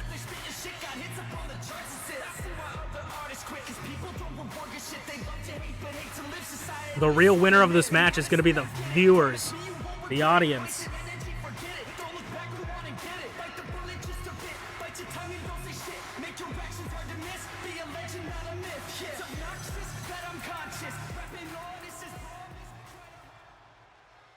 MerlinGTB versus Dobby. One-on-one, who is going to go out on top? Merlin in the corner, tries to get that clothesline in the corner, elbows up by Dobby. This is two powerhouses going up against each other. Who can outpower the other? Dobby deadlift. Jackknife powerbomb. Merlin spent all last match just showboating the whole time, and I don't think he's going to be able to get away with it against someone like Dobby. Merlin got into the head of Sleepy and picked up that win, but Dobby's not the kind of person to let those things get to him.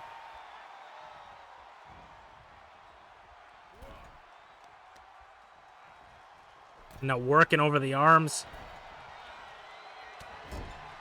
Into the corner, puts him up top. What could Dobby be thinking? Sending him to the floor from the top rope. And now Dobby looking to fly all the way. Splash from the top. Like I said, an unorthodox fighting style of Dobby. Takes him down and just hammer fists him against the floor like a gorilla let loose from the zoo. Unbelievable. Merlin wants to get back into the ring, doesn't want to get a count-out loss for himself. Maybe looking for a count-out victory. I know Merlin likes to take the easy way out on these matches sometimes. Into the corner, though, but Dobby just systematically taking it to Merlin. Goes for the cover. 2 count. I didn't think that was going to put him away, but I thought to myself that's definitely going to be at least a 2 count.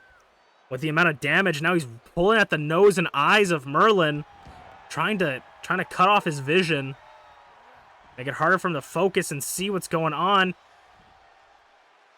And a stalling suplex reversal by Merlin and clubbing blow to the back of the head, just scooping the back of the head and dropping him over the knee.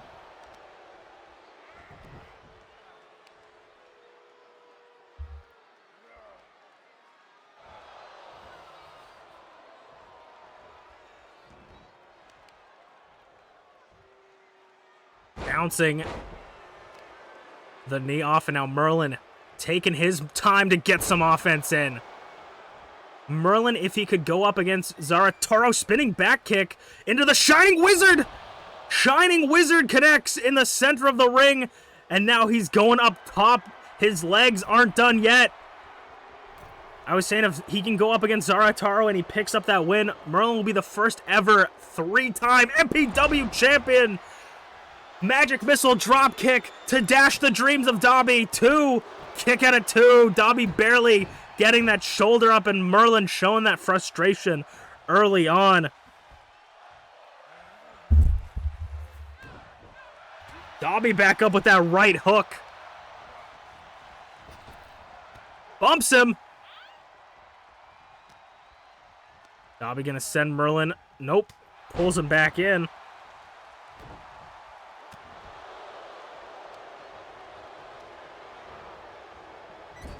Clothesline in the corner.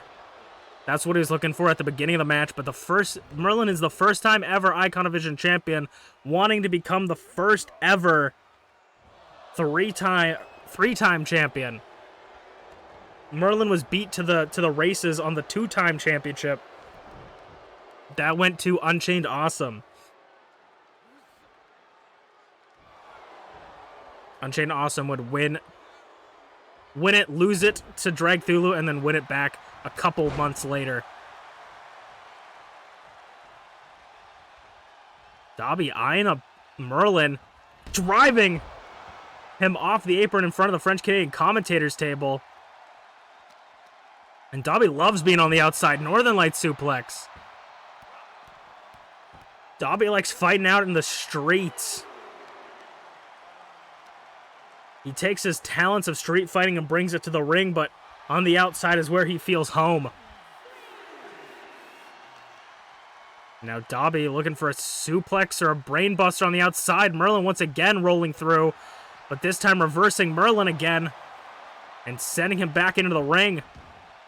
It's been all Dobby, really. I mean, Dobby's been in control this entire match, and I think he wants to end it in control. Final ignition to Merlin. Hooks the leg. Doesn't get the shoulders down, but hooks the leg to try and keep him from kicking out. No, not the strongest pin, but enough to get him into a position where he might lose the match. Dobby nearly taking his first #1 contendership. And gets on top of him full or half mount.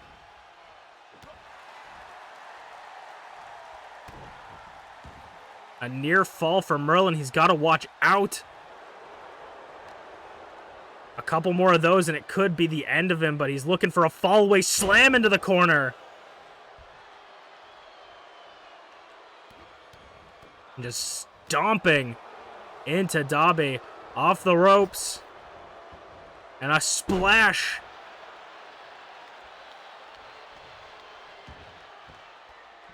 I was thinking maybe Merlin was going back up, but he thinks against it. Ooh, that hesitation could cost him. As Dobby gets back up, and now he's going to meet him in the ring. Dobby sending Merlin into the corner turnbuckle, and now back on top of him. This time in full mount. Just targeting the head of Merlin. Trying to make sure his vision's wobbly and his head hurts. Make it hard to think when your head hurts. Kick. Oh, I was going to say kick it at 1, but no, rope break at 1, excuse me. Dobby holding on. Dobby does look like he's feeling a little bit of wear and tear in this matchup. Going for a seeing stars, but Dobby has it countered. And Dobby, final ignition once again, but this time closer to the ropes. Final ignition. Doesn't hook the legs, knows that he's too close to the ropes. Pulls him over this time. 2. Oh, kick it at 2. A near fall at 2.9. I held my breath there. Dobby nearly winning the #1 contendership off the ropes now. Off the top rope, crashing to the concrete below. This might be the turning point Merlin needs to become a once again #1 contender. Into the barricades. And tossing him by his ears.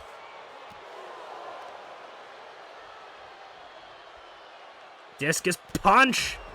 Bouncing his head off the edge of those steel steps. Setting him back in the barricade 5 count. This could be potentially the position Merlin wants to be in, just bouncing Dobby off the barricades, trying to keep him down on the outside. Ooh, Dobby gets back up into life, though. Stops himself from getting into those stairs. And now getting back into the ring, and Merlin grabbing a hold of Dobby. Gun stun! Gun stun from Dobby! Merlin, I thought maybe had it, but that last attack onto the stairs didn't work out for him. Dobby caught his footing, and final ignition! 3rd time's the charm. Hooks the leg. 1, 2, 3, and Dobby is going to be challenging for his first ever Icon Division Championship. Can Dobby beat the near unbeatable Zarataro? We'll have to see on Saturday if Dobby has what it takes to win his first ever Icon Division Championship against the longest reigning Icon Division champion of all time. And we will move on to our next match, the final match of the night, Idol Division #1 contendership match. Let's get it. Tommy Wiseau. He did not hit her. He did not. Oh, hi, Mark. I don't think Dobby looks like Tommy Wiseau.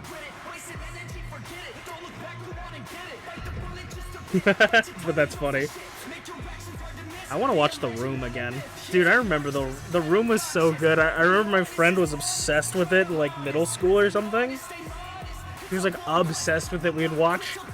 He would quote it all the time, and we would watch it on the computers, like, PCs, just, like, YouTube clips of it. Oh, hi, Mark. How's your sex life? I did not... If you guys have never seen The Disaster Artist, incredibly good movie. It's about the making of The Room. And it's such a good... It's with James Franco. Seth Rogen is in it as well. It's really good. You tear me apart, Lisa! Yeah, that... I'm gonna go quickly to the bathroom. I'm gonna go super, super quick. I promise it'll be barely like I'm gone. I'll have the next match loaded up for us, and we'll be able to get in it right as I come back. I promise it'll be...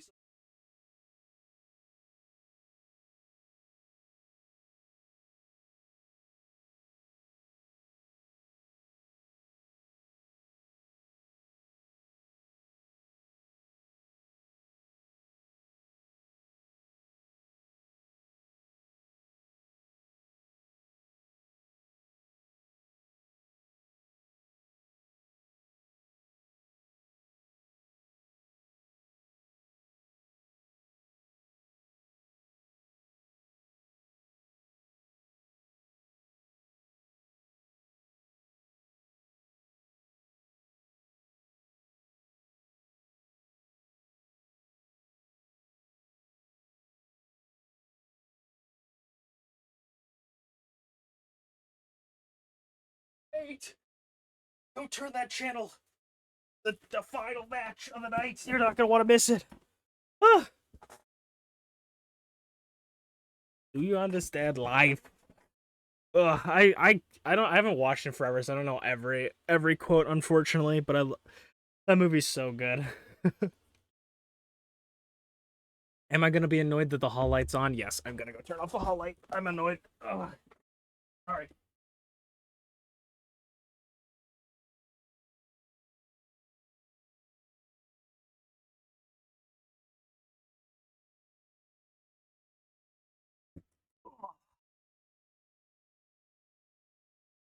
I'm sorry. Okay, guys, let's get into it. Who the main event? Who?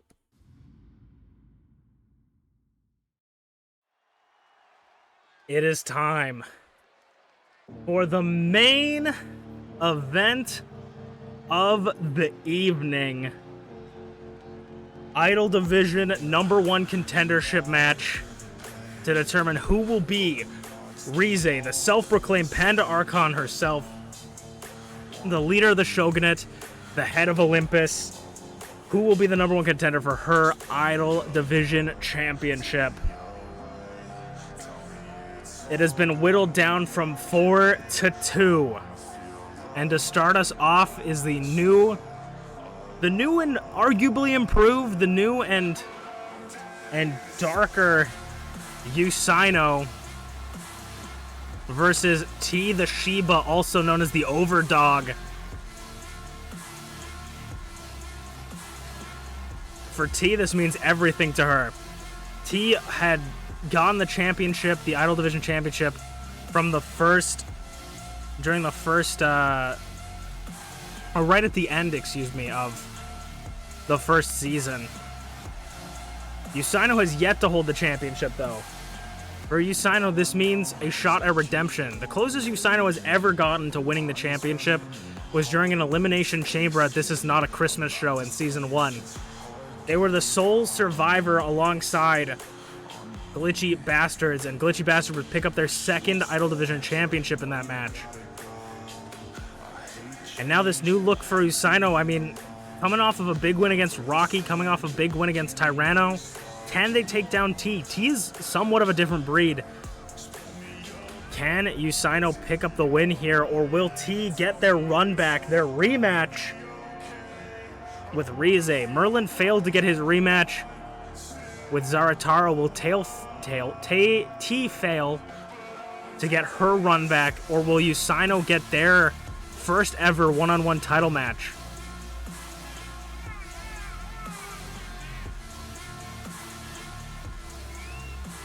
Usaino's first ever title match this season. And Usaino and Rize, they have history as well. Back in the day, they were at odds with each other during the first ever War Games match. They were on opposite teams. Usaino was left in a tag team match, one of the first ever Idol Division tag team matches, to fend off T and Shmeeps by themselves as Rize abandoned them. I imagine the feelings they have towards Rize aren't forgotten. And I would be worried if I was Rize for either of these two to get their hands on her.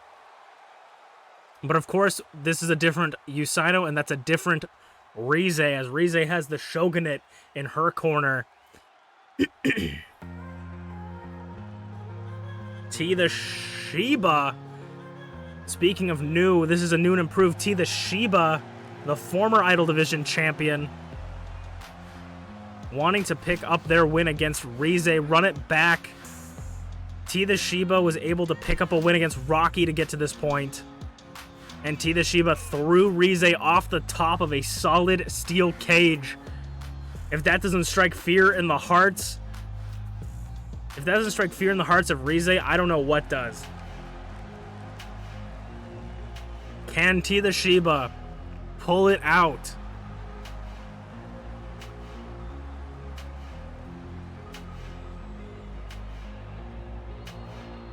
TeaTheShiba versus Usaino. Dog versus bun.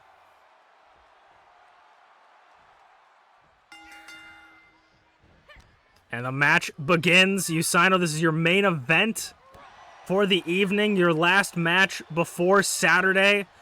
Booping the snoot straight to the mouth. TeaTheShiba versus Usaino. And I mean, Usaino's been having some upset victories. I mean, they won against Rocky, who is one of the most dominant Idol Division contenders. T off the ropes, maybe looking for a flying knee, but Usaino's just a little bit too short. Jumped right over him. Usaino picked up kind of an upset victory against Rocky. Can they get an upset victory over T? Especially with this new look. T once again booping the snoot of Usaino. I mean, Usaino may be creepy and spooky looking, but ooh, float over dragon suplex. Might be a little bit spooky, but, you know, there's still MPW's own Bunny Bean. T crashes and burns to the floor, giving Usaino an opportunity to capitalize. Usaino's going to send T into the ring. 2 count.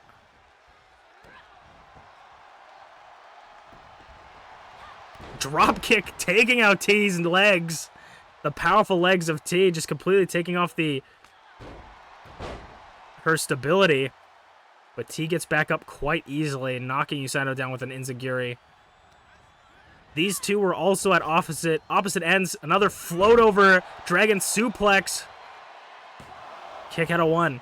We're also at odds going into the War Games match. But that was when T was a little bit twisted, a little bit darker, much like how Usaino is right now. And I think T understands a little bit what Usaino is going through, that sort of darker phase in your life, you know, when you think that all is lost and you want to put on a brave face so the world knows they can't hurt you anymore. But I don't know if that's the same with Usaino. Usaino might just be fed up with where they are in this industry.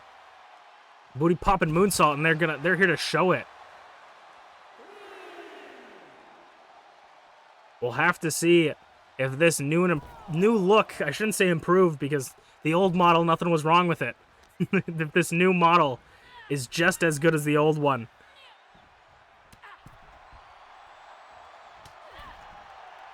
T with the right hands, Usaino blocking out and gonna step back into the ring, but gets caught once again by T. And now T gets a little bit of a combination off, sending Usaino off the ropes. Float over again for that dragon suplex. Hooks the leg. 2, kick it at 2. T just dumping Usaino on their head. T's going up top. There's a lot of different things T can get. Twisted T! Like I said, Twisted T. There's a lot of different stuff that T can hit up from up there. Kick at a 2. Usaino gets out of it one more time, but it's becoming increasingly obvious that Usaino is in a dangerous position. TeaTheShiba in the center of the ring. Pedigree! T feeling a little bit tired. Gets up to the knee, though. Could that second just be enough to give Usaino enough to kick out? Or will T be challenging Rize for the championship? A kick out at 2. Usaino looks fierce, looks on guard. The elbow up. And a facebuster from Usaino. Usaino is gassed, but a facebuster connects to take down T. Usaino needs to take this opportunity, but T and Usaino get up on at the same time, up on their feet. Drop kick. I would say definitely T has a little bit of more offense coming into this match, or during this match so far. Once again, going over the top rope, but failing to connect with that cannonball over the top once again.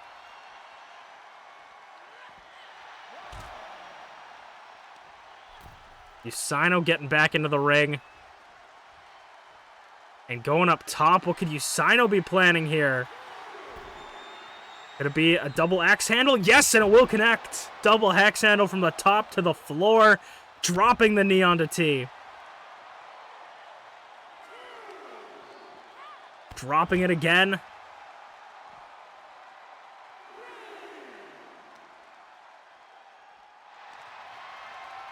And now grabbing T in an armbar. Elevated armbar.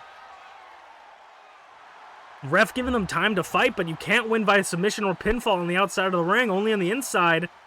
Usaino just maybe looking to try and wear down her, or their opponent, excuse me. T catches Usaino as they get into the ring. Fireman's carry. Inverted into or reversed into an inverted DDT. And Usaino looking for a cover, maybe thinking that that's enough. Kick it at 1, though. Usaino hasn't really gotten any big moves off yet. Maybe waiting for that opportunity to come for them, and then maybe, just maybe, that will be the perfect opportunity. As T once again goes to the outside, Usaino waiting for them to get back up for that axe handle again. Double axe handle from the top rope. A new favorite move from Usaino.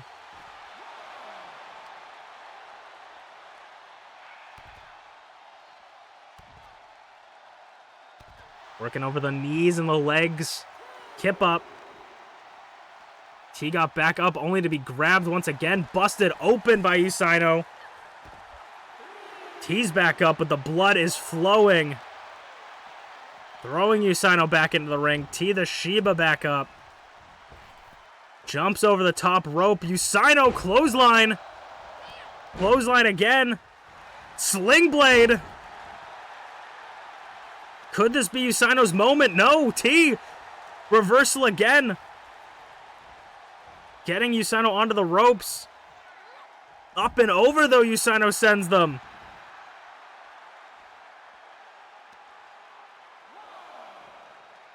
This is for a shot at the Idol Division champion. We could see two first-time #1 contenders, two first-time potential champions. Ooh, headbutt from T. I would not headbutt someone who has a mouth on their face, but I mean, I guess everybody has a mouth on their face. But you know what I mean? A big mouth on their face. Running knee strike to the mouth. Booty popping moonsault. TeaTheShiba down the rabbit hole. She goes. TeaTheShiba sent down the rabbit hole by Usaino out of nowhere. Referee making sure the shoulders are down. Usaino could be the #1 contender. No, kick out of 2.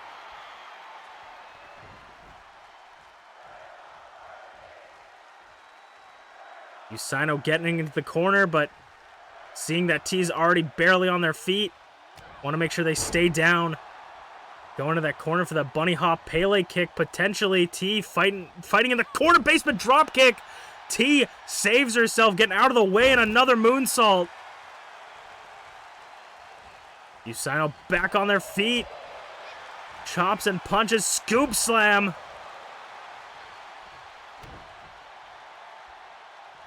TeaTheShiba wants this championship again. Usaino wants the championship for the first time.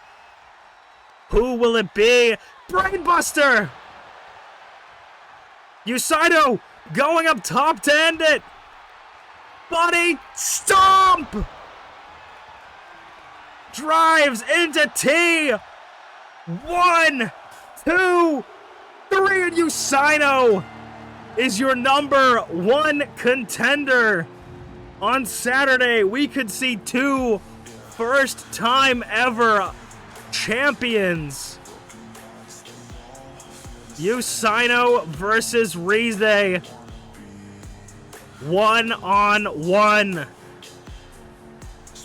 If I'm Rize, I'm preparing already, making a plan, or I'm screwed, as Usaino, I would say, got another incredible upset victory against TeaTheShiba. Can they do it on Saturday and gain their first ever Idol Division championship? This new look doing wonders for them.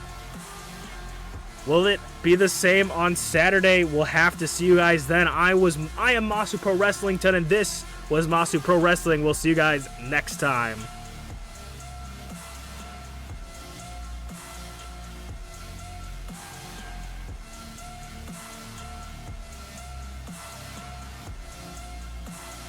We only had one person vote, so we give the points back.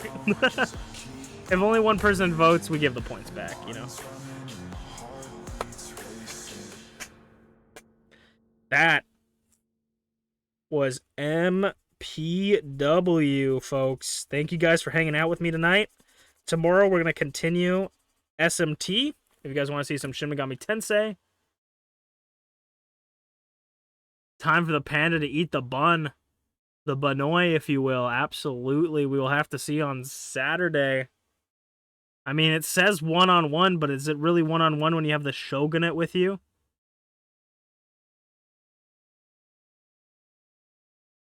If you guys would do me a favor, we're going to end off stream, but if you guys would do me a favor, stick around for the raid. Even if you guys are going to head out, just stick on the raid and say hi to some of my friends. Maybe drop a follow if you will. If you're not going to do that, that's completely fine as well. But I would really appreciate it if you guys hung out for the raid just to say hi to my friend. You know, everybody likes to see people coming in for the raid, and makes people's day, so I'd really appreciate it. I appreciate you guys for hanging out with me this whole stream. I appreciate you guys being patient with me. This was supposed to technically be last week, but we were having some internet problems, so I moved it this week. We were having some internet problems a couple weeks ago, so I moved it to this week. I hope you guys are excited for not next week, but the week after it. We're gonna have some more. We're gonna continue the tag team tournament. We're gonna have some title matches. We're gonna have a lot of stuff. I gotta actually design the tag team title because I have not even designed them yet. So I appreciate you guys so much for hanging out with me. I will see you guys tomorrow. Tomorrow, SMT3. Saturday, Gotham Knights. That's the plan. If you guys want to stop by. If not, Monday, we're probably going to play Minecraft or something. I don't know what I'm doing on Mondays anymore. But have a good night, guys, and I'll see you guys tomorrow. Bye-bye. Motane. Bye-bye.